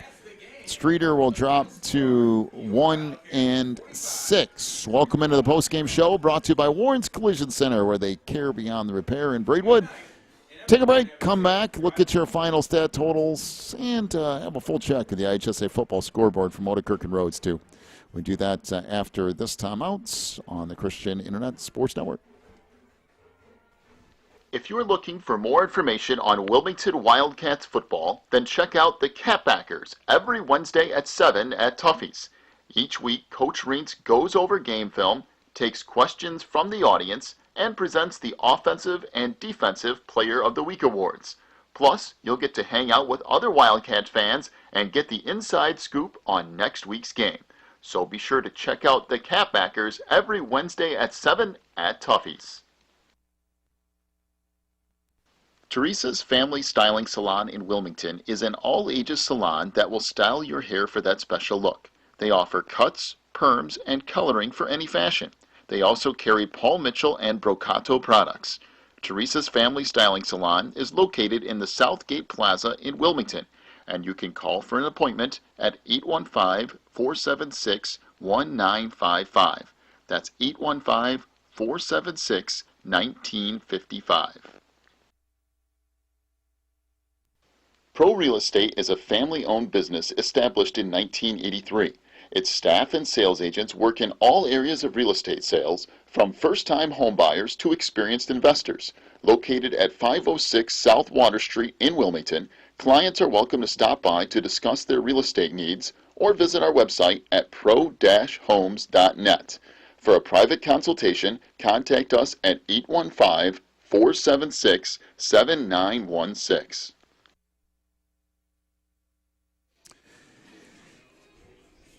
Back here on the Christian Internet Sports Network as we move into the postgame show, brought to you by Warren's Collision Center over there in Braidwood, 815-458-3300. The Cats move to 6-1, become officially playoff eligible, and set up a rivalry game next week with Reed Custer going across over there to Braidwood before finishing everything up with Coal City in Week 9 right back here at Becker Field at Reed Stadium. So Wilmington wins it 45-0. We'll have one more check here of the IHSA football scoreboard, brought to you by Otakirk and Rhodes. Get to that here first. We'll start things off in the Illinois Central 8, the ICE Conference. We'll move through 3A and 2A here momentarily. All right, ICE Conference first. Herscher leads Reed Custer 13-7 in that game in the fourth quarter. So the Comets trying to hang on and do what they did last week. They trail Herscher 13-7 in the fourth. Coal City leads Piatone 33-7. That game is in the third quarter. And Mantino 35-13 over Gibson City Melvin Sibley. That game in the fourth quarter. Final tonight, Byron 55-7 over Genoa Kingston to stay a perfect 6-0. IC Catholic 57-14 over Marmion. It's Bloomington Central Catholic 44-28 over St. Joe Ogden in the third. At the half, Richmond Burton 14-7 over Woodstock North. Williamsville 48-7 over New Berlin. That's in the third quarter. Bishop Mack 23-6 over Wheaton Academy in the fourth. A final, Tolono Unity beats Paxton Buckley Loda 47-0 tonight. Belleville Althoff 34-28 over Mater Dei in the third. Monmouth Roseville 31-6 over Spring Valley Hall at the half. In 2A, Olympia leads Maroa Forsyth 36-22. Would be Maroa Forsyth's first loss of the year if Olympia hangs on. Rockridge 47-17 over Mercer County. That's in the fourth. Farmington 56-12 over Rova. That's in the third quarter. A couple of finals. Westville 55-0 over Watsika. El Paso Gridley 40-0 over Eureka. Johnston City 44-6 over Hamilton County, and DuQuoin 48-13 over Anna Jonesboro. In the fourth quarter, Seneca leads St. B 48-8, and also in the fourth, Tri-Valley 21-7 over Tremont. Some other games: Lincoln Way Central 21-21 with Andrew. That game in the fourth quarter. Plainfield North 28-14 over Bolingbrook in the fourth. Bradley Bourbonnais leads DeKalb 21-13. Mount Carmel 21-7 over Joliet Catholic. That game is at the half. Final, Wheaton Warrenville South 33-7 over St. Charles North. Thornton Fractional North 7-0 over Tinley Park in the second quarter. Let's scroll through here. Johnsburg leads Plano 13-7. That game in the third quarter. Plainfield South 35-0 over Plainfield Central in the third. Yorkville 21, Oswego East 10. That's in the fourth quarter. Morris 35-0 over Ottawa. That game now in the third quarter. Naperville North 29-23 over Neuqua Valley. That's in the fourth quarter. Bismarck Henning 43-0 over Moments tonight. That's in the third quarter. Minooka 10-3 over Oswego. That game now moves into the fourth quarter. So Minooka trying to hang on there. Naperville Central, Mateo Valley tied at 14 in the fourth. Loyola 14-0 over Providence in the second. Lockport leads Sandburg 14-7 at the half. LaSalle Peru trails Sycamore 34-14 at the half. Kankakee 41-0 over Bloom. Plainfield East 28-7 over Joliet West. That's in the fourth quarter. Lincoln Way East 28-7 over Homewood Flossmoor. That is at the half. And Romeoville leads Joliet Central 41-0 in the third. Again in the ice, Herscher 13-7 over Reed Custer in the fourth quarter. Coal City 33-7 over Piatone in the third, and Mantino 35-13 over Gibson City Melvin Sibley. That game in the fourth quarter. That is a full check of the IHSA football scoreboard, brought to you by Odekirk and Rhodes. Big thank you to them. Back to our final stats here tonight. Wilmington wins it 45-0 over Streator. Final totals: rushing the football, Sean Lorette 9 carries for negative 17 yards. Lazerick Botan 2 carries for 20 yards. The fullback number 6 had 15 carries for 34 yards tonight. Stevens 1 carry for negative 2 yards. Horton had 4 carries for 14 yards tonight.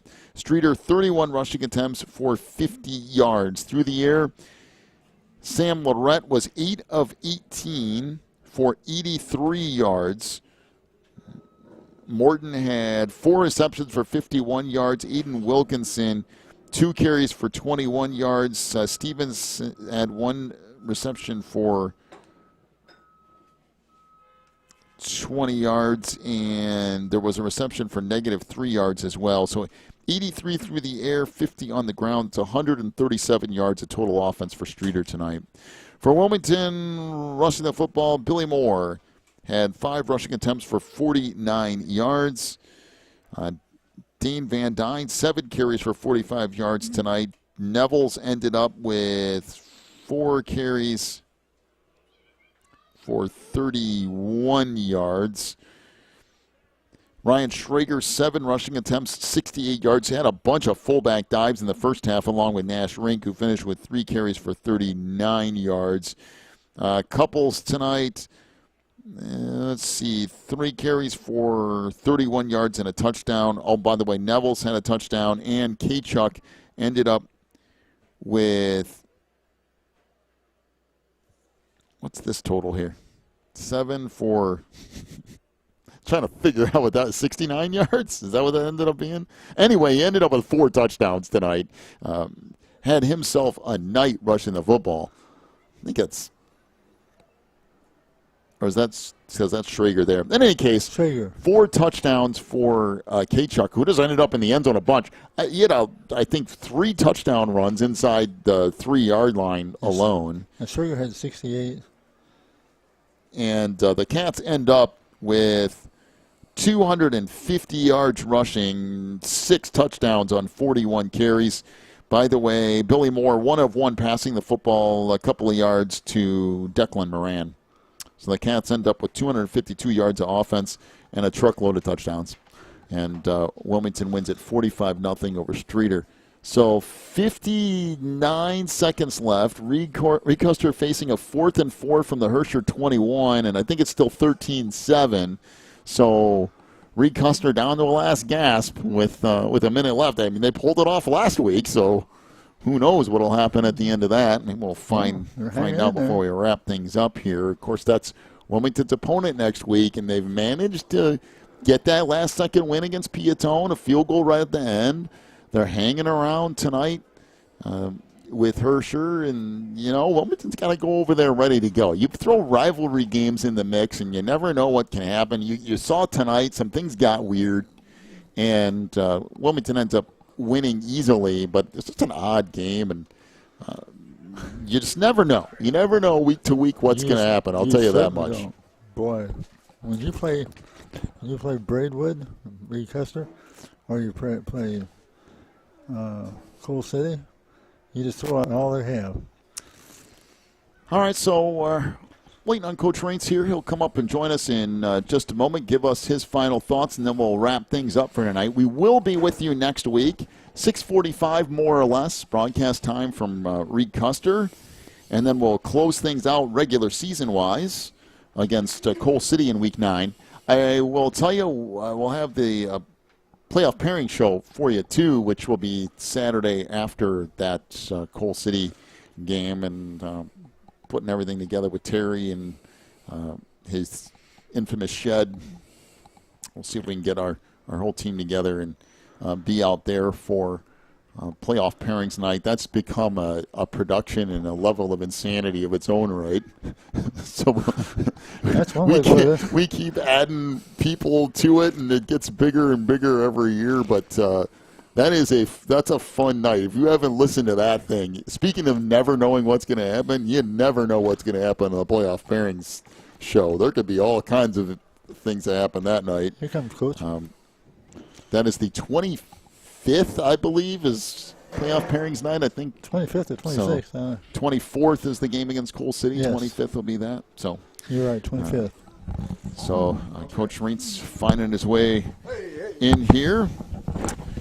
So Coach Raints will join us on the postgame show. And Coach, we said a few times tonight, it's just an odd feeling game. I mean, the first half kind of crept along a little bit. You had the weird punt that went off of somebody, and your defense got put in situations a couple of times tonight, but they answered the bell, and the offense just did what they needed to do, and of course you become playoff eligible, which is the biggest one tonight. You get to 6 wins. Yeah, when we talked about it, Catbackers, we talked a lot about it with our team that we call it a T-shirt game. Mm-hmm. And, so for us to get 6 wins, I know everybody says if you get 5, you're in now.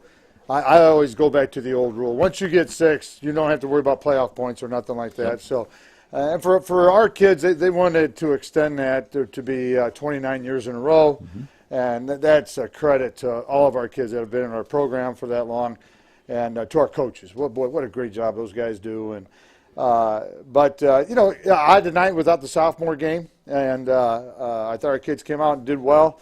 I thought Traeger, I know he's upset about the fumble, but I thought he did a nice job at fullback for us. Yep. The K-Chuck and Couples kids both, kept him. We were able to rest him, which is good. I think he's going to be able to be 100%, I hope, next week. And we'll go from there. But special teams are huge. Yeah. A couple kicks we missed, but we came through on some blocked punts. We came through on some other aspects from that standpoint. And, week 7's done. That's amazing. When was the last time you've seen 3 safeties in 2 weeks? I don't know. I can't. We were talking about 2 in the same. I tell you what, that's right. I don't know. You got me on that one. You got me on that one. I can't remember 3 safeties in a year, let alone in 2 weeks. No. And, hey, and then the other thing defensively is I thought our kids stopped the run. I know that they got a few passes on us. But they were running that option attack. Me and you talked about that. Yeah. That can always be a tough situation. But our kids all did their jobs, and I was happy we were able to get them in the 2nd and 3rd and long. And you talked earlier in the week, too, about the telling portion of that is, can you stop the fullback dive and take that away? Yes. And clearly Streator was wanting to get that going, and it seemed like all night long, even into that second unit. Stopping that was a success. Yes, yeah, and it was. And I thought our kids did a nice job. And then that starts up front with our D-line. Of course, having Zach at middle linebacker helped us. But everything, a couple times the quarterback kept it and tried to get outside, and our kids were there, and so they're playing disciplined football. But Drew Tyler, our D-line coach, does a really good job with our kids up front, and they did it tonight again too. And that's something we have to continue to do. What I like too, there's a couple times that we had players making plays from one side of the field to the other side, and that shows me we're hustling and we're getting after the ball and we always want to take care of the home field whenever we're playing at home. And I told them, hey, we love playing at home. Let's keep this streak going, okay? And then maybe we can get a few more, games playoff-wise now at home. But that's gonna be dictated off 2 rival games coming up here in the next 2 weeks. Yeah, and you bring that up, you go up kind of across town here and go over to Braidwood and take on a Reed Custer team that is figured out some things this year. You had a last-second field goal to beat Piatone a week ago, and tonight it's a one-score game late. I think there's like a minute left there. They're down by a touchdown or so. Okay. So they're hanging around, and they're figuring out ways to get chances at the end of games. And, you go over – talk about back-to-back Reed Custer and then Coal City sitting there in 2 weeks. And then the guys at Coal City – new coach from Lincoln Way East does a really good job. I've seen him on film, and he's definitely starting to turn the tide there. And they're believing in what they're doing there. And then you got Coal City. And guys, it's we know them, they know us, right. And we're all going to have at it here in the next 3 weeks. And but that's this is why we do it. And our kids are going to be fired up. I know their guys are going to be fired up, especially going to be over there for Reed Custer Senior Night, and we go from there. Overtime? Somehow that game ended up in overtime. It was all right. Let's see. Extra point was Reed Custer scored. They got the extra point blocked, so they're in overtime at 13 apiece. Okay. So there you go. But congratulations on not only another win. 29 years now of playoffs. Yes.